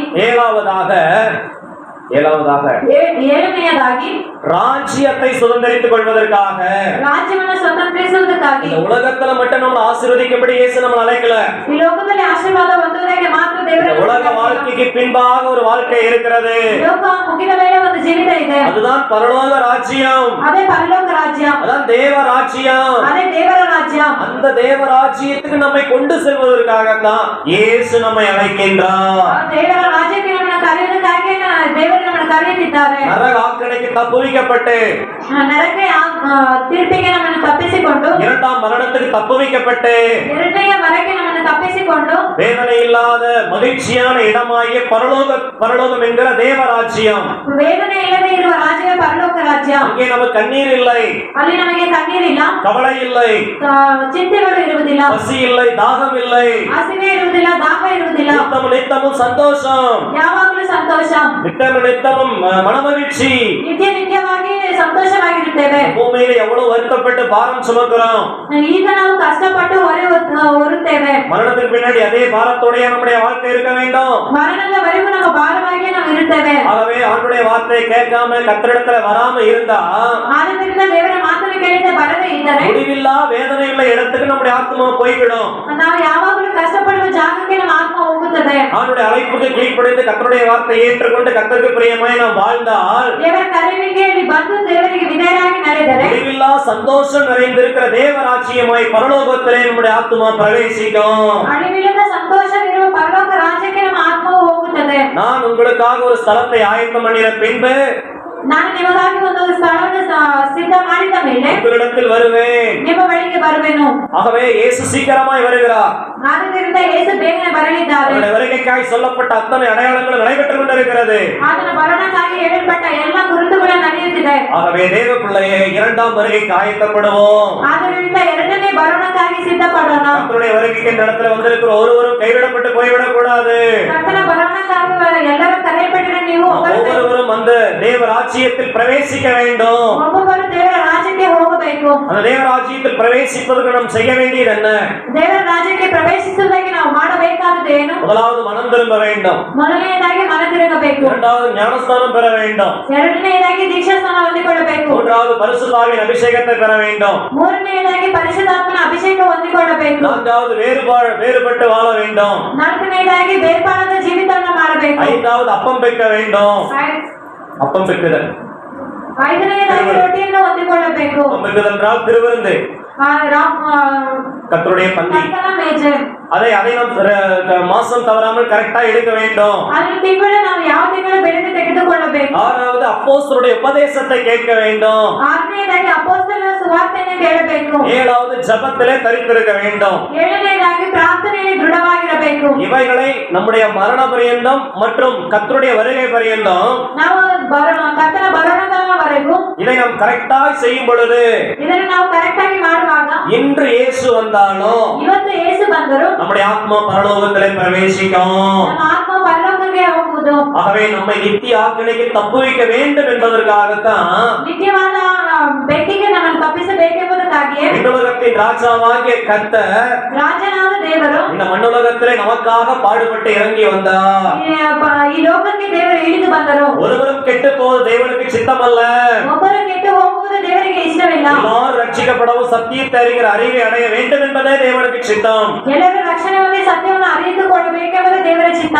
ஆகவே வாருங்களின் பிதாவினால் ஆசீர்வதிக்கப்பட்டவர்களே, ಆದುದರಿಂದ ತಂದೆಯಿಂದ ಆಶೀರ್ವಾದ ಹೊಂದಿದವರೇ, உலகம் உண்டானது முதல் உங்களுக்காக ஆயத்தம் பண்ணப்பட்டிருக்கிற ராஜ்யத்தை சுதந்தரித்துக் கொள்ளுங்கள். ಲೋಕ ಸೃಷ್ಟಿಯಾಗುವುದಕ್ಕೆ ಮುಂಚೆ ಸೃಷ್ಟಿ ಮಾಡಲ್ಪಡುತ್ತಿರುವ ஆகவே அந்த ராஜ்யத்தை சுதந்தரித்துக் கொள்ளும்படி இயேசு நம்மை அழைக்கின்றார். ಆ ರಾಜ್ಯವನ್ನು ಸ್ವತಂತ್ರಿಸಿಕೊಳ್ಳುವುದಕ್ಕೆ ಯೇಸು ನಮ್ಮನ್ನು ಕರೆಯುತ್ತಾರೆ. இதற்காக மாத்திரம் நாம் கிறிஸ்துவை பின்பற்றுகிறவர்களாய் இருப்போமானால், ನಾವು ಸಂತೋಷಕ್ಕಾಗಿ ಮಾತ್ರ ಯೇಸು ಕ್ರಿಸ್ತನನ್ನು ಹಿಂಬಾಲಿಸುವುದಾದರೆ மற்றவர்களை பார்க்கலாம் பரிதவிக்கப்பட்டவர்களாய் போய்விடுவோம். ಬೇರೆಯವರಿಗಿಂತ ನಾವು ಪರಿತಪಿಸಲ್ಪಡುವುದು. எனவே உலக ஆசீர்வாதங்களுக்காக மாத்திரமல்ல, ಲೋಕ ಆಶೀರ್ವಾದಕ್ಕಾಗಿ ಮಾತ್ರವಲ್ಲ, மறுமைக்காகவும் இயேசுவை பின்பற்ற வேண்டும்.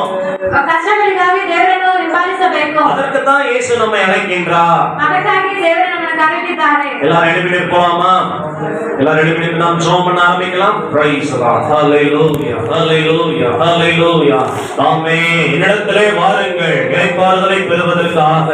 என்னிடத்திலே வாருங்கள். Hallelujah. Hallelujah. ஆமென். திருப்தியான வாழ்வை தருகிற ஜீவ தண்ணீரை பெறுவதற்காக. என்னிடத்திலே வாருங்கள், கிருபையை பெற்றுக் கொள்வதற்காக. என்னிடத்திலே வாருங்கள், ஆசீர்வாதத்தை பெற்றுக் கொள்வதற்காக. என்னிடத்திலே வாருங்கள், மகிழ்ச்சியை பெற்றுக் கொள்வதற்காக. என்னிடத்திலே வாருங்கள், ஊழியத்தை நிறைவேற்றுவதற்காக. என்னிடத்திலே வாருங்கள், தேவ ராஜ்யத்தை சுதந்தரித்துக் கொள்வதற்காக.